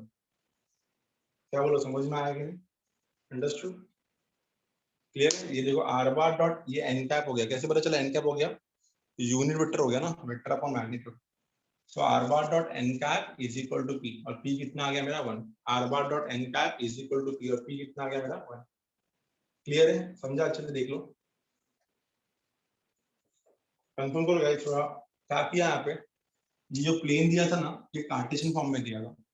कार्टेशियन फॉर्म से इसको वेक्टर फॉर्म में बनाया। एक बार मैं फिर से बताता हूँ ये वाला चीज, ठीक है। So the equation of plane is 6x minus 2y plus 3z minus 7 equal to 0. 6x minus 2y plus 3z is equal to 7. Constant वहां पे लिखी गया। इसको ब्रेक किया मैंने r bar dot n bar में। तो r bar क्या रहेगा, variable point x y z मेरा r bar रहेगा, और 6i minus 2j plus 3k ये मेरा n bar रहेगा। So r bar dot n bar is equal to 7. ये हो गया r bar, ये मेरा n bar। अभी ये n वेक्टर है, अगर आपको p चाहिए तो ये यूनिट वेक्टर होना चाहिए। तो इसको उन्होंने डिवाइड किया, इसको उन्होंने कन्वर्ट किया यूनिट वेक्टर में। तो एन कैप कितना आ गया मेरे पास, एन कैप आ गया वेक्टर अपॉन मैग्नीट्यूड। तो कितना आ गया vector upon magnitude, 6i minus 2j plus 3k upon 7। Divide किया फर्स्ट को 7 से, इक्वेशन 1 को 7 से डिवाइड किया, कितना आएगा, R bar dot this by 7 equal to 7 by 7 1। तो ये जैसे इसको 7 से डिवाइड किया, वेक्टर जो था वो यूनिट वेक्टर में कन्वर्ट हो चुका है। सो r bar dot n cap is equal to p, in place of p क्या आ रहा है, in place of p 1 आ रहा है। So therefore we clearly बोल सकते हैं distance of perpendicular distance of plane from origin, therefore we can clearly say that perpendicular distance of plane from origin क्या आएगा, perpendicular distance of plane from origin, perpendicular distance of plane from origin कितना रहेगा, ये is 1 unit. समझा क्या नहीं, confirm करो, सम देख लो अच्छे से एक बार, फिर कंफर्म करो अच्छे से, सम को एक बार गो थ्रू करो, फिर बताओ समझ में आएगा। कुछ डाउट नहीं पूछोगे तो मैं क्लियर कैसे करता हूँ, अगर नहीं समझा प्लीज पूछो, मैं आपको अच्छे से एक्सप्लेन करूँ। हम लोगों ने किया गया यहाँ पे कार्टेशियन फॉर्म को वेक्टर फॉर्म में कन्वर्ट किया और फिर p निकाला है। कुछ भी पूछना हो तो पूछ सकते हो आप, अगर डाउट है तो। क्लास अंडरस्टूड और नॉट, प्लीज समझा कंफर्म। सर। Yes, sir. ठीक है, फटाफट 1 और 2 देख लो।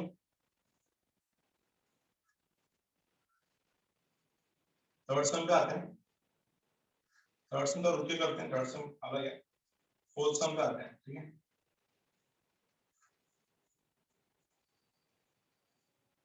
आ जाओ फोर्थ सम सॉल्व करो थोड़ी। Reduce the equation to normal form and hence find the length of the perpendicular from the origin to the plane and direction cosines of the normal। चलो same सम है, करके दिखाओ फोर्थ सम, exactly same सम है। Equation को normal form में convert करना है, जो बोर्ड पे किया वही है फोर्थ सम। इक्वेशन को नॉर्मल फॉर्म में कन्वर्ट करना है और फिर उसके बाद length of the perpendicular from the origin to the plane, मतलब p मांगा है पहला, और बाद में direction cosines of the normal, मतलब lmn मांगेगी इसका, नॉर्मल का lmn मांगा है। गेट द आंसर, 2 मिनट है, 2 मिनट में सॉल्व करो, सेम सम है जो बोर्ड पे करा है वही। इक्वेशन को नॉर्मल फॉर्म में कैसे कन्वर्ट करोगे, पहले इसको यूनिट वेक्टर बनाओगे ना, तो जाके मिलेगा आपको। आ जाओ सम नंबर 4 पे, r bar dot 3i plus 4j plus 12k is equal to 78। तो जो 3i plus 4j plus 12k है वो वेक्टर है, उसको कन्वर्ट करना होगा यूनिट वेक्टर में। तो यूनिट वेक्टर में कैसे कन्वर्ट होगा, वो वेक्टर अपॉन मैग्नीट्यूड, उसको मैग्नीट्यूड से डिवाइड करो, समझ जाएगा आपको अच्छे से। Give a try. Sum number 4 same sum जो बोर्ड पे करा है, सिर्फ वहां पे एक्स्ट्रा चीज मांगा है, परपेंडिकुलर डिस्टेंस के साथ साथ direction cosine of the normal भी मांगा है। परपेंडिकुलर डिस्टेंस के साथ साथ direction cosine of the normal भी मांगा है। Gate the answer fast.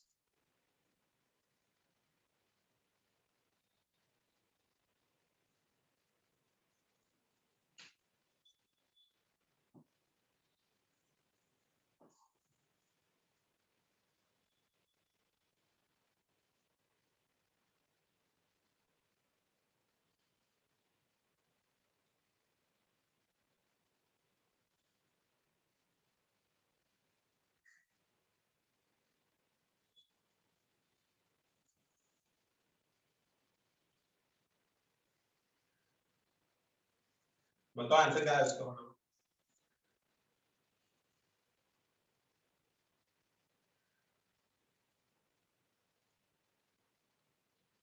Some number 4 sir 6 आया, 6। यस सर 6 आया। 78/13। हाँ डायरेक्शन कोसाइन, दूसरा सम भी है ना, डायरेक्शन कोसाइन भी मांगा है। Yes sir, yes.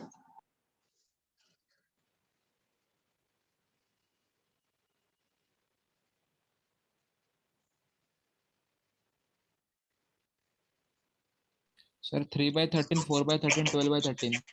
Yes sir, 12/13। 3/13, 4/13 और 12/13। 12/13। चलो मैं भी कराता हूँ बोर्ड पे, जिनको नहीं समझा उनके, जिनको आया वो क्रॉस चेक कर सकते हैं। ठीक, हटा रहा हूँ इसको। सेम सम ही था, यहाँ पे जैसे p मांगा था वहां पे भी p मांगा है, उसके अलावा वहां पे क्या मांगा है, direction cosines of the normal. ठीक है, तो ये जो नॉर्मल दिख रहा है, ये नॉर्मल देखो, n बार से डायरेक्शन रेशियो मिलेगा, n कैप से डायरेक्शन कोसाइन मिलेगा, तो ये n कैप है। n बार से डायरेक्शन रेशियो मिलेगा। डायरेक्शन रेशियो क्या था इसका 6 - 3, 6 - 3 ये डायरेक्शन रेशियो था। डायरेक्शन कोसाइन क्या होगा इसका 6/7 - 2/7 3/7, ठीक है। तो यही हम लोग क्या करना था, टाइप 1 में कन्वर्ट करना था इसको। Once we convert this into type 1 we can easily find इसका p कितना है, that is distance of plane from the origin, and we can easily find इसका डायरेक्शन कोसाइंस कितना है, दैट इज lmn। lmn निकालने के लिए हमेशा यूनिट वेक्टर की जरूरत होती है, और यूनिट वेक्टर हम लोग कहां से मिलता है, r bar dot n cap। n cap से यूनिट वेक्टर मिलेगा। यूनिट वेक्टर का जो i j k का कोएफिशिएंट होगा उसको बोलते हैं डायरेक्शन कोसाइंस, ठीक है। सम नंबर 4, जिनको भी नहीं समझा उनको मैं वापस से बताना चाहूंगा, प्लीज ध्यान देना। क्या है मेरा इक्वेशन यहाँ पे, r bar dot 3i cap plus 4j cap plus 12k cap is equal to 78, ठीक है ना। कौन से फॉर्म में है ये, r bar dot n bar is equal to p, ठीक है। क्या करेंगे हम इसको इक्वेशन 1 बोल देते हैं, ठीक है। इतना समझ में आया, इसको हमने क्या बोल दिया, इक्वेशन 1, ठीक है। तो मान लेते हैं कि ये हमारा n बार है, तो लेट n बार कितना है मेरा, क्योंकि r bar डॉट n बार ही है ना, तो n बार कितना है 3i cap plus 4j cap plus 12k cap, ये मेरा n बार हो गया। n बार को इसके मैग्नीट्यूड से डिवाइड करते हैं, तो mod of n bar, so mod of n बार कितना आएगा 9 प्लस 16 प्लस 144 रूट ऑफ 169 13। क्या कर रहे हैं हम लोग, डिवाइड कर रहे हैं 1 को 13 से, डिवाइडिंग इक्वेशन 1 बाय 13। जैसे डिवाइडिंग 1 को 13 से किया क्या हो जाएगा, r बार डॉट ये कितना आएगा 3i cap plus 4j cap plus 12k cap divided by 13 is equal to कितना आएगा यहाँ पे भी 78/13, ठीक है। इसको थोड़ा अच्छे से लिख दिया, कितना आएगा r बार डॉट ये ऐसा हो जाएगा ना 3/13 i cap plus 4/13 j cap plus 12/13 k cap and this is equal to 6। So this is of the form, कौन से फॉर्म में ये, this is of form, क्या फॉर्म है इसका, r bar dot n cap is equal to p। This is of form r bar dot n cap is equal to p। Therefore p कितना है यहाँ पे, therefore length of perpendicular, ठीक है, length of perpendicular from origin to the plane, length of perpendicular from origin to the plane कितना रहेगा ये, length of perpendicular from origin to the plane कितना रहेगा, जिसको हम लोग p बोलते हैं। तो p कितना रहेगा मेरा, p रहेगा मेरा 6, और दूसरा रहेगा हमारा, दूसरा क्या मांगा है इसमें, ऑल्सो हम लोग को डायरेक्शन कोसाइन देना था इसमें। डायरेक्शन कोसाइन ऑफ नॉर्मल कितना आएगा, डायरेक्शन कोसाइंस ऑफ नॉर्मल, तो गाइस आपको सबको पता है कि n का भी नॉर्मल है यहाँ पे। Direction cosines of normal r क्या रहेगा इसका आंसर 3/13, दूसरा 4/13, तीसरा 12/13, ठीक है। देख लो अच्छे समझ में आएगा, 3/13 4/13 और 12/13, क्लियर है सब, अच्छे से देख लो, कंफर्म करो समझा कि डायरेक्शन कोसाइन ऑफ नॉर्मल, ठीक है, एकदम चेंजेस में गाइस। तो हम लोग ने स्टार्टिंग में जो फर्स्ट सेकंड थर्ड सम किए वो टोटली फर्स्ट सेकंड और फोर्थ सम टोटली टाइप 1 को बिलोंग करता है। टाइप 1 क्या है मेरा, r bar dot n cap is equal to p। अगर आपको कोई बोलता था find the direction ratio of normal, तो आप मुझे बताओ डायरेक्शन रेशियो ऑफ नॉर्मल कैसे निकालते थे आप, 3 4 12 आता है, क्या आता था 3 4 और 12। 3 तो 4 ये 12। लाइन से बहुत अच्छे से याद होने चाहिए, जो लोग भी कंटिन्यूएशन में है चैप्टर के उनको समझ में आ रहा होगा कि वेक्टर से डायरेक्शन रेशियो मिलता है और यूनिट वेक्टर से डायरेक्शन कोसाइन मिलता है, ठीक है। तो ये वेक्टर था, वेक्टर से डायरेक्शन रेशियो मिलेगा 3 4 12 डायरेक्शन रेशियो है, बट यूनिट वेक्टर से डायरेक्शन कोसाइन मिलेगा, तो 3/13 4/13 12/13 ये डायरेक्शन कोसाइन है, क्या है ये डायरेक्शन कोसाइन, ठीक है। Let us move to the sum number 5th one, इसका स्क्रीनशॉट ले लो। सम नंबर 5th में आते हैं, लास्ट सम रहेगा आपका सम नंबर 5th। आपको ये बताना चाहता हूँ कितना इजी एक्सरसाइज है, अगर आपको टाइप अच्छे समझ में आ गया तो आप सिर्फ वैल्यूज पुट करोगे और टाइप आइडेंटिफाई करोगे। तो मैं क्वेश्चन पढ़ रहा हूँ, मुझे आप टाइप बताओ। देखो मैं एक बार फिर से टाइप को रिकॉल करा देता हूँ। टाइप 1 क्या था मेरा? टाइप 1 को शॉर्टकट में बोलते थे हम लोग vector equation of plane in normal form. Formula क्या है इसका? R bar dot N cap is equal to P. R bar मेरा वेरिएबल पॉइंट है, एन कैप मेरा है यूनिट वेक्टर अलोंग नॉर्मल, और पी क्या है मेरा? Distance of plane from origin. ठीक है। फिर उसके बाद टाइप 2 था। टाइप 2 क्या था? Vector equation of plane passing through point A bar and perpendicular to N bar. Formula क्या था? R bar dot N bar is equal to A bar dot N bar. फिर टाइप 3 क्या था मेरा? Vector equation of plane passing through point A bar and parallel to B bar and C bar. Since the plane is parallel to B bar and C bar, it is perpendicular to B cross C. So formula क्या हो जाएगा? R bar dot B cross C is equal to A bar dot B cross C. फिर चौथा आएगा vector equation of plane passing through 3 points A, B and C. Vector equation of plane passing through 3 non-collinear points A, B and C is given by R bar dot AB cross AC is equal to A bar dot AB cross AC. R bar dot AB cross AC is equal to A bar dot AB cross AC. ठीक है। तो अभी मैं question number 5 पढ़ रहा हूँ, आप मुझे बताओ कि कौन सा टाइप होगा ये। तो टाइप बताना है। Find the vector equation of the plane passing through the point having position vector I plus J plus K and perpendicular to the vector 4I plus 5J plus 6K। कौन सा type है ये? Second.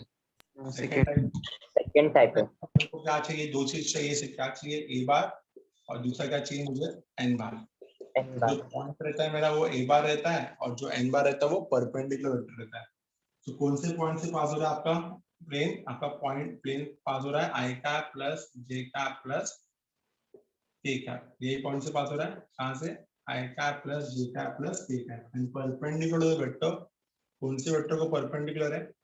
4I cap plus 5J cap plus 6K cap. ठीक है। तो ए बार ready मेरे पास, N बार ready मेरे पास। हमको पता है कि हम लोग को कहीं ना कहीं फॉर्मूला में R bar dot N bar is equal to A bar dot N bar निकालना है। Now we know the vector equation क्या है इसका।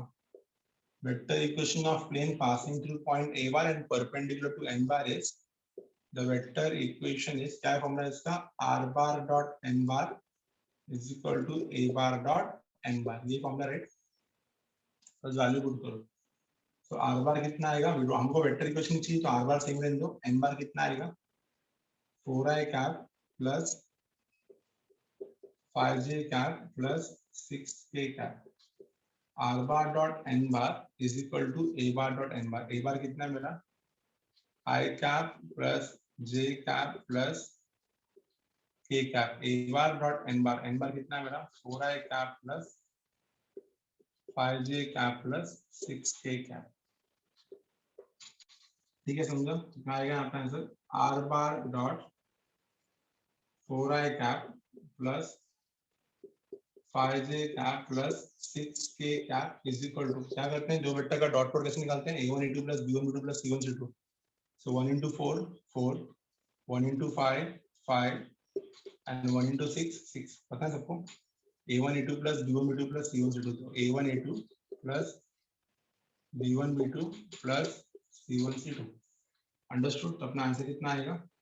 R bar dot 4I cap plus 5J cap plus 6K cap is equal to 4 plus 5 plus 6 कितना आएगा? 15. This is the answer, simple. R bar dot N bar is equal to A bar dot N bar. नहीं समझा? Clear है? समझ में? Clear है? समझा अच्छे से? पक्का? Yes. यस। देख लो 6.3 एक्सरसाइज का देख लो। थर्ड सम को फर्स्ट सेकंड फोर्थ और फिफ्थ देखो, समझ में आ गया अच्छे से? क्लियर है इतना? यस। ठीक है। सो आज के लेक्चर में क्या किया उन्होंने? सबसे पहले लाइन चैप्टर कंप्लीट किया उन्होंने। लाइन चैप्टर में दो चीज पढ़ा उन्होंने। Shortest distance between two lines. Lines का था मेरा r bar equal to A1 bar plus lambda B1 bar, और r bar equal to A2 bar plus lambda B2 bar. Formula क्या था उसका? Shortest distance between two lines, those are also called as q lines. The formula is D is equal to mod of A2 minus A1 dot B1 cross B2 upon mod of B1 cross B2. ठीक है। If the vectors, if the lines are intersecting each other, the shortest distance between them is 0. And what is the condition by which we can say that lines do intersect? The condition is determinant of x2 minus x1, y2 minus y1, z2 minus z1, a1 b1 c1, a2 b2 c2 equal to 0. तो ये दो type से हम लोगों ने line complete किया, 3D lines. 3D plane में हमने टाइप 1, टाइप 2, टाइप 3, टाइप 4 पढ़ा। टाइप 1 क्या था मेरा, r bar dot n cap is equal to p, also called as equation of plane in normal form. Type 2 क्या था, r bar dot n bar is equal to a bar dot n bar, equation of plane passing through point a bar and perpendicular to n bar. Type 3 क्या था, equation of plane passing through point a bar and parallel to b bar and c bar. Since the plane is parallel to b bar and c bar, it is perpendicular to b cross c. Formula क्या रहेगा, r bar dot b cross c is equal to a bar dot b cross c. And then type 4 क्या था मेरा, equation of plane passing through three non-collinear points a, b and c. ठीक है, the formula is r bar dot ab cross ac is equal to a bar dot ab cross ac. ठीक है, अच्छे से याद रहेगा, अच्छे से कंफर्म करो, इतना समझ में आया? यस। टाइप 3 का एक और फॉर्मेट था, parametric form, r bar is equal to a bar plus lambda b bar plus mu c bar. r bar is equal to a bar plus lambda b bar plus mu c bar. ठीक है, type 4 का Cartesian form था, x minus x1, y minus y1, z minus z1, x2 minus x1, y2 minus y1, z2 minus z1, x3 minus x1, y3 minus y1, z3 minus z1 is equal to 0. ठीक है, ये अच्छे से पढ़ लेना, सब पढ़ाया मैंने आपको। ठीक है, ये अच्छे से अगला लेक्चर इस चैप्टर को कंप्लीट करेंगे हम लोग। 6.4 एक्सरसाइज रिलेटेड है, सिर्फ 6.3 एक्सरसाइज से ही करना है। तो नेक्स्ट लेक्चर में मिलेंगे, जो इसके रिमेनिंग सेम्स है वो कवर करेंगे और एक बार डाउट सॉल्विंग कर लेंगे पूरा 3D लाइन और प्लेन का। ठीक है, तो नेक्स्ट लेक्चर में चैप्टर कंप्लीट हो जाएगा। बी प्रिपेयर, क्योंकि नेक्स्ट वीक से शायद आपका प्रीलिम स्टार्ट हो रहा है। This is the scoring topic, vectors, 3D line and 3D plane, बहुत ही स्कोरिंग है। मैक्स 1 कंपैरेटिवली बहुत ज्यादा स्कोरिंग होता है एज कम्पेयर टू मैक्स 2। मैं मानता हूँ मैक्स 2 भी स्कोरिंग है, डिपेंड कि आपका कैलकुलस कितना स्ट्रॉन्ग है। बट मैक्स 1 में कैसा, हर चैप्टर इंडिपेंडेंट है, तो ज्यादा स्कोर करने का चांसेस है। अगर आप यहाँ पे एक दो चैप्टर स्किप भी कर देते हो, लाइक ट्रिग्नोमेट्री एंड वेक्टर्स, तो भी आपको अच्छे मार्क्स मिलने के चांसेस है। कंडीशन अप्लाइज की बाकी सब चैप्टर्स अच्छे से आना चाहिए। ठीक है, तो keep on practising, prepare well for prelims. मिलते हैं नेक्स्ट लेक्चर में, अरे चैप्टर कंप्लीट करते हैं। Thank you everyone, bye bye, take care, bye guys.